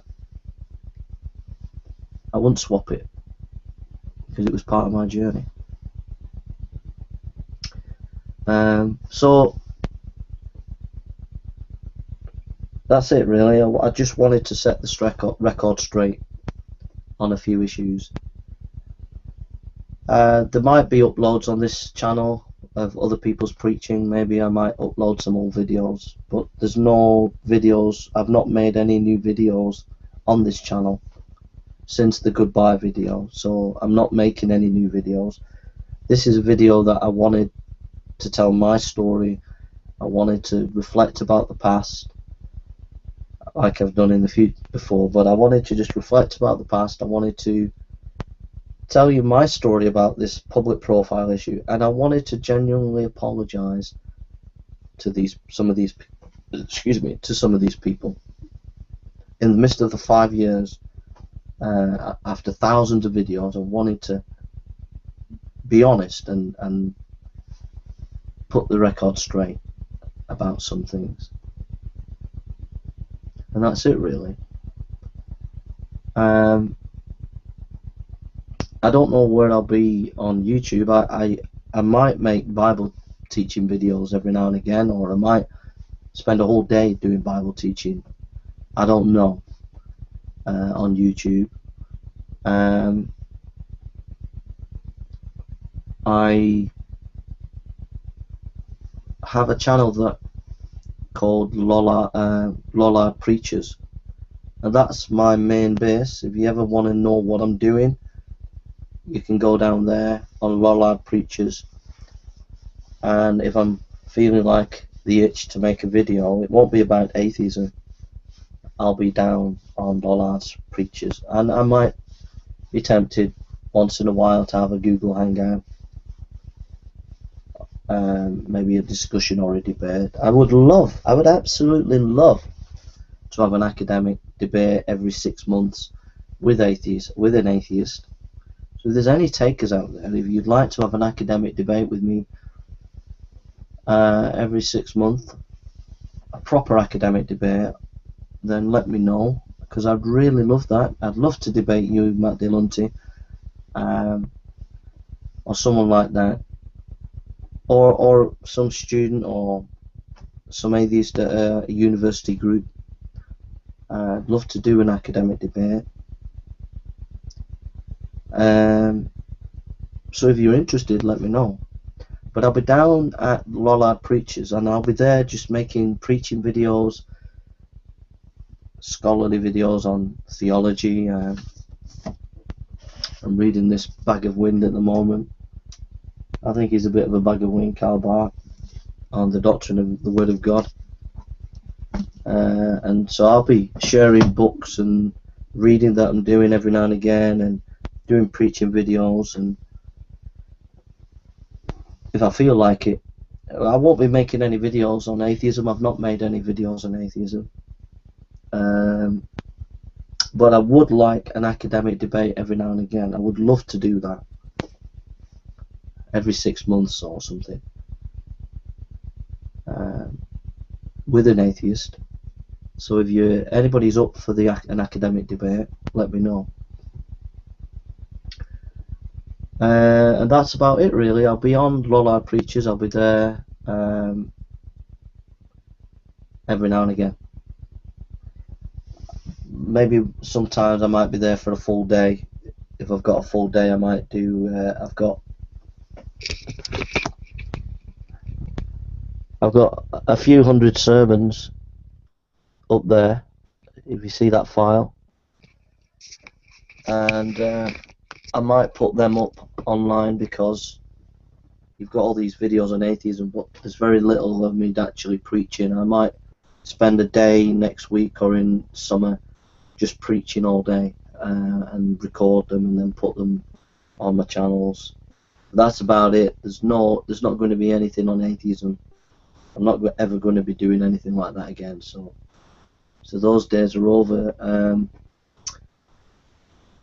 But the only thing that I would be doing with atheism is I would absolutely love it for the opportunity to have academic debates. It doesn't matter if you're famous or not famous, but I would like to be a professional professional apologist. So I'd like to do some professional academic debates. So if anybody knows anybody out there like Matt Delunty or anybody like that, if you would get in touch with me, and on atheism and Christianity, I'd really love it to do that. But apart from that, there'll be no videos made on atheism, and there haven't been since the going away video. And I'll be on Lollard Preachers from time to time, every now and again. A public profile at the moment I just want to keep low and just keep out of things, not get involved in any controversies or anything like that. I just want to keep out of the picture. But for those who are hardcore J fans, or really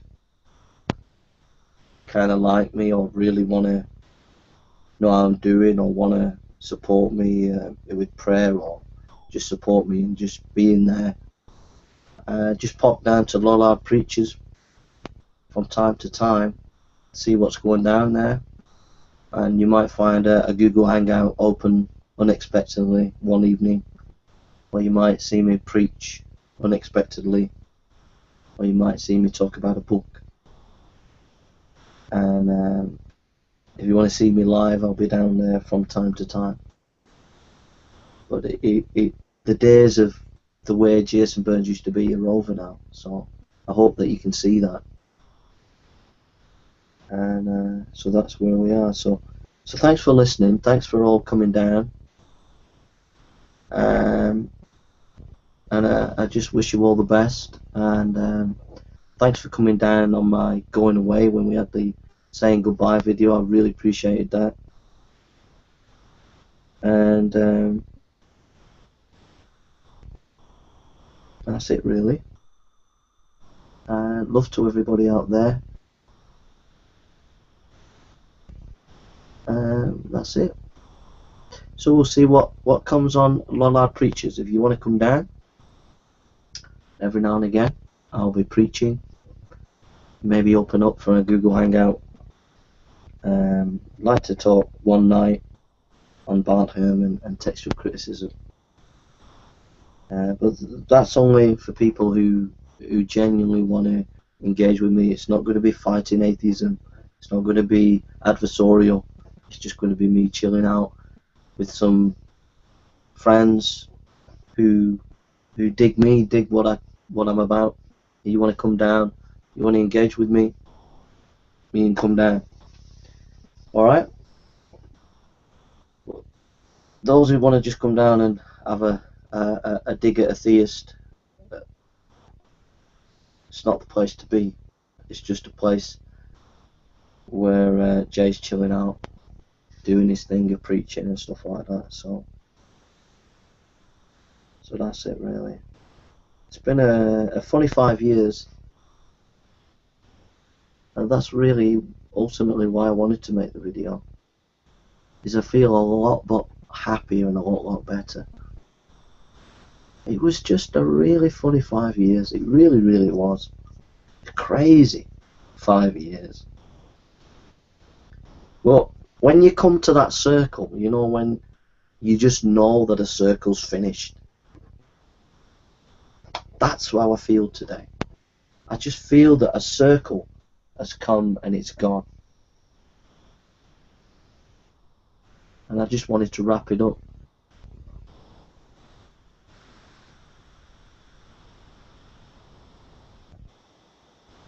It was just a really strange time. I don't know why I had to go through it, but it was really strange. It was a really strange time.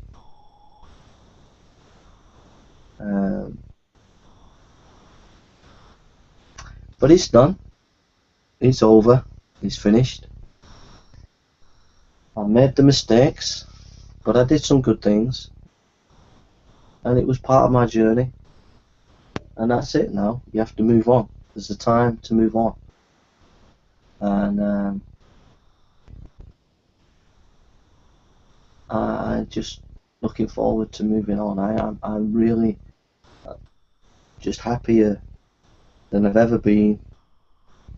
I'm doing what I really enjoy, and I'm just really happy with that. And being out of the atheist culture of this going on Google Hangouts and all that, it was not making me happy. It was not healthy for me. It was not making me happy at all. Sometimes it would make me depressed. So it's good that I'm out of it. And that's it really. So, what are you doing today? What are you going to be up to today, lad? Eh? What are you going to be up to today? What are you going to be doing? I'd be interested to know what you're going to be doing today. What do you reckon of Man United getting rid of what's his name? Can't even think of his name, but the old manager, Morsey. What do you think of that? I think Giggs will be a good manager, but I think they'll get the Dutch guy in. I think that's what they'll do. So football's been good, and all this stuff in Ukraine, that Putin ain't going to stop. He's going to go all the way. I think he won't stop until he meets tanks. I think the issue with Syria is really sad. It saddens me to see what's gone on in Syria. Beautiful country just utterly decimated. So those are the things we should be reflecting on. Books wise, I've got loads of books that I want to read, folks. I really have. Look at that. See them? Those ones? There, yeah, there. Those are books that I've collected recently. I want to go through. I'll show you.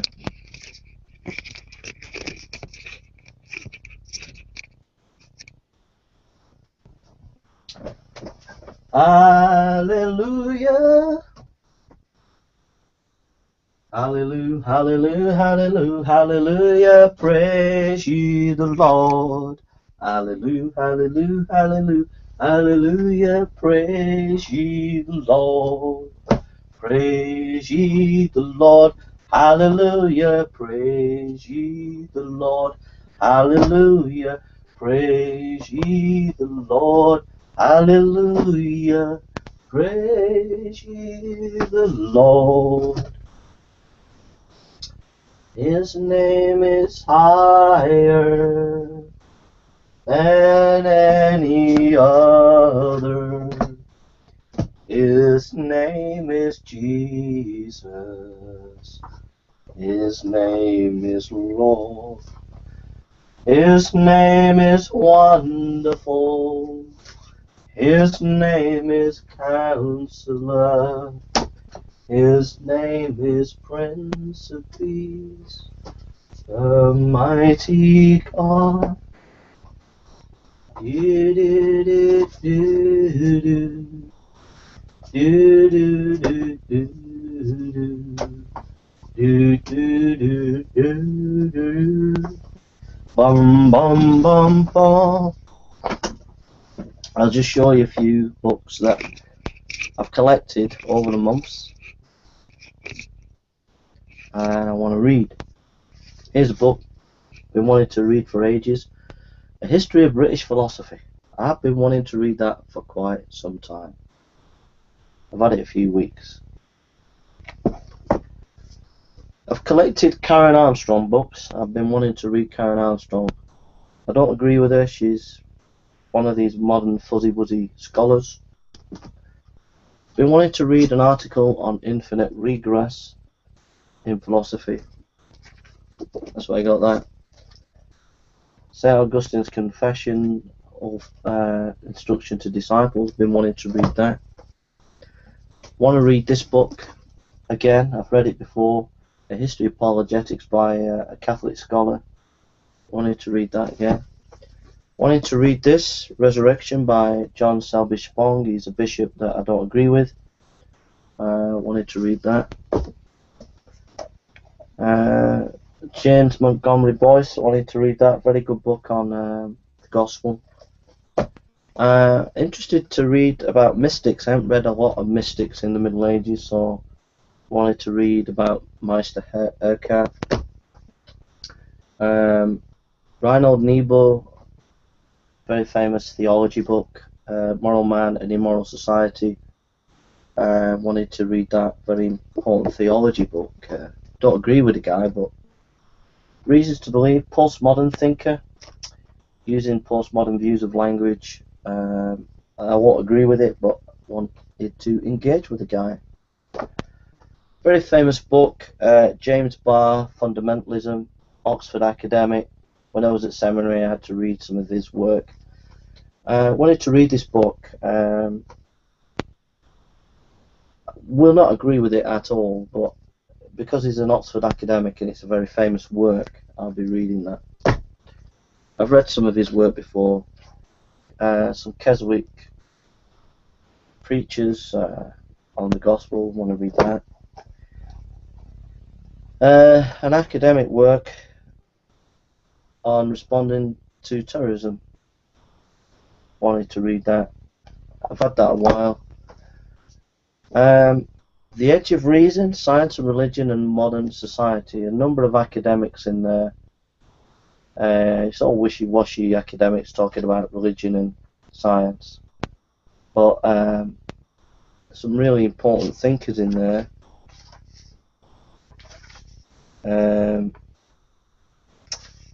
Like from an atheist perspective, Michael Shermer. So it's a really good book to find out what people are thinking. This is a real. I'm looking forward to reading this. This really excites me.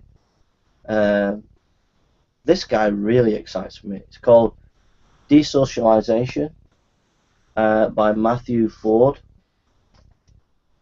This book really excites me because he's looking at the history of Western culture recently, and it seems really sophisticated and really exciting to read that.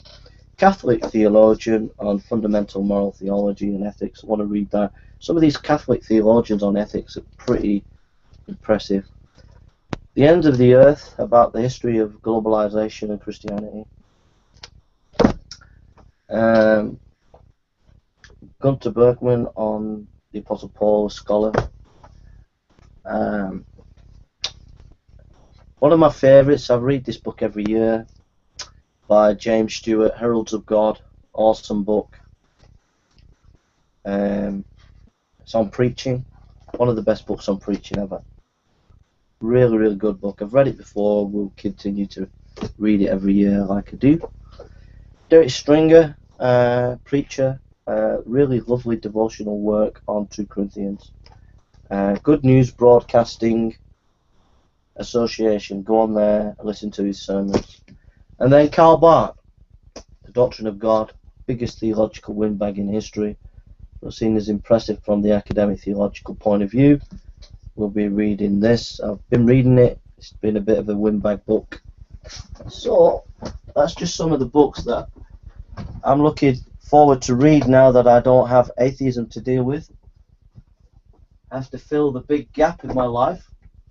So one of the ways to do it is to do the reading that I wanted to do. And I will, from time to time, share with you my reading on Lollard's preachers. If you want to come down and share, I'll also, if you would like to, I'll also be doing Bible studies down there. If you want to come in, sit in live on a Bible study, maybe in the afternoon or something, and you'd be up for that, let me know. So let me know if you're interested in sitting in on Bible study, and I'll see what I can do.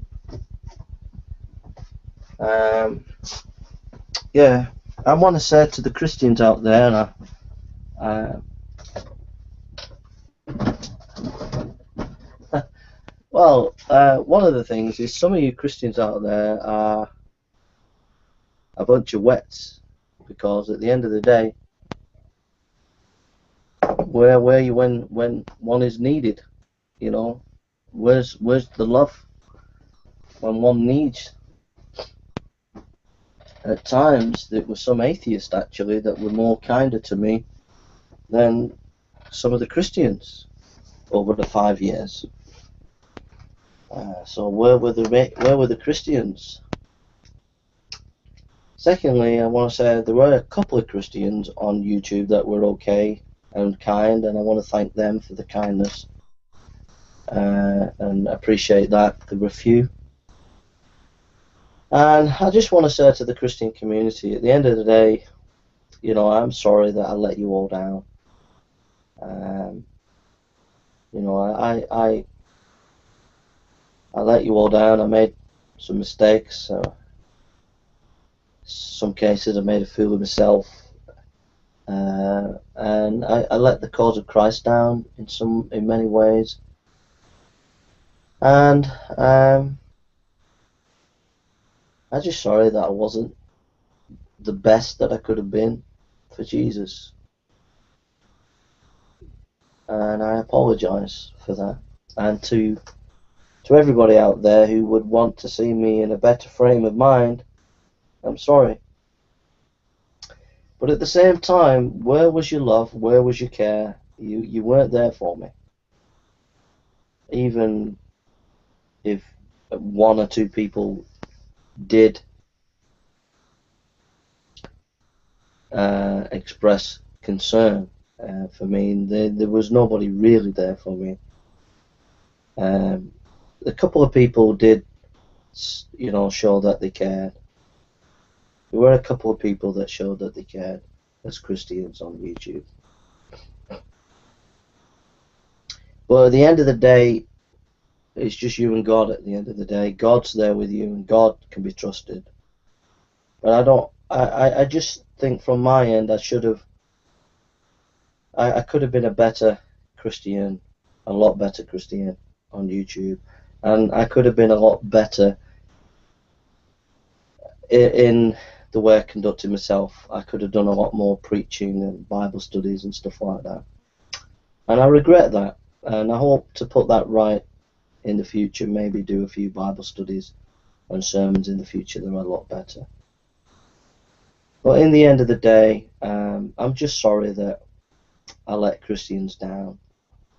in my conduct at times and my failure. And I'm just sorry about that. I'm sorry for the things that I've said, excuse me, things that were not godly, like I am the leading intellectual of Europe, things like that.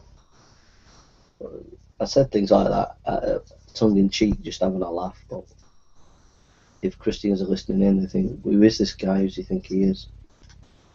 But I just apologise for these things, and I just want to say to the Christians out there that I just wish you all the best.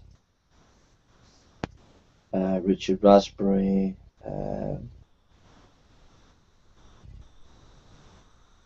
Bible Thumping Wingnut, Raw, Ryan Campbell, and who else? Bruce Shepherd and his wife. I just wish you all the best. But I think the life on YouTube is a funny life because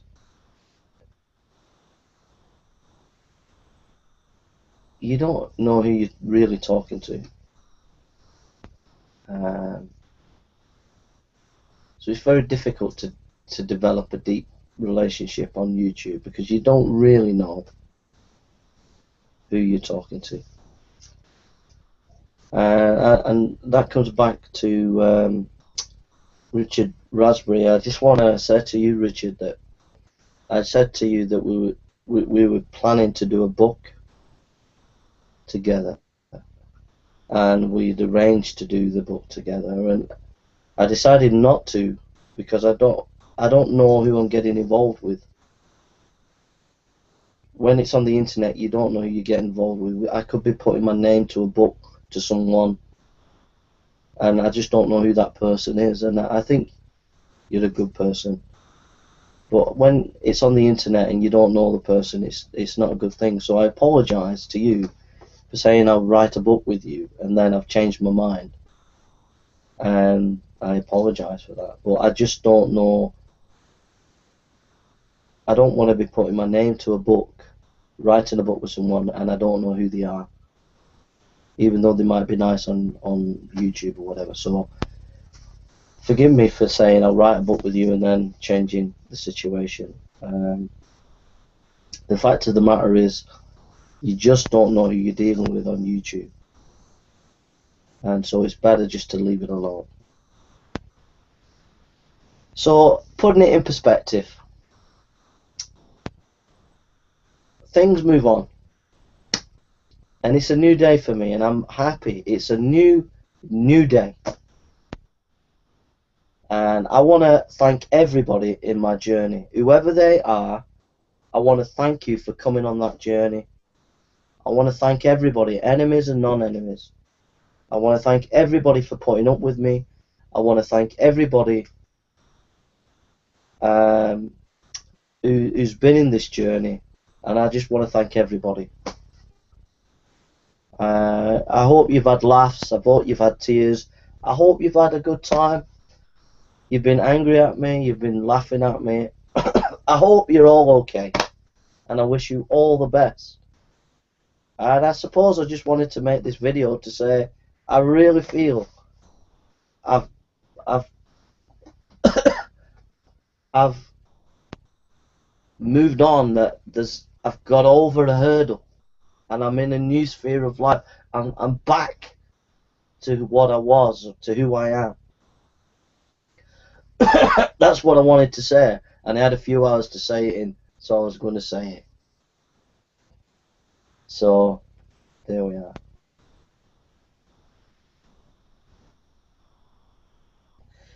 There's nothing funny about folk, is there? Some folk are funny, aren't they? Eh? Not weird as folk.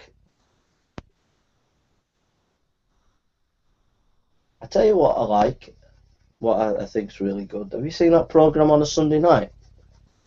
There's a program. I forgot what it's called, but I've seen it a couple of times, and it's about these nurses in the First World War, and there are these hospital. They have a hospital, in France somewhere, and they look after the soldiers. They put a lot of money into it in the film. I'm really enjoying that at the moment.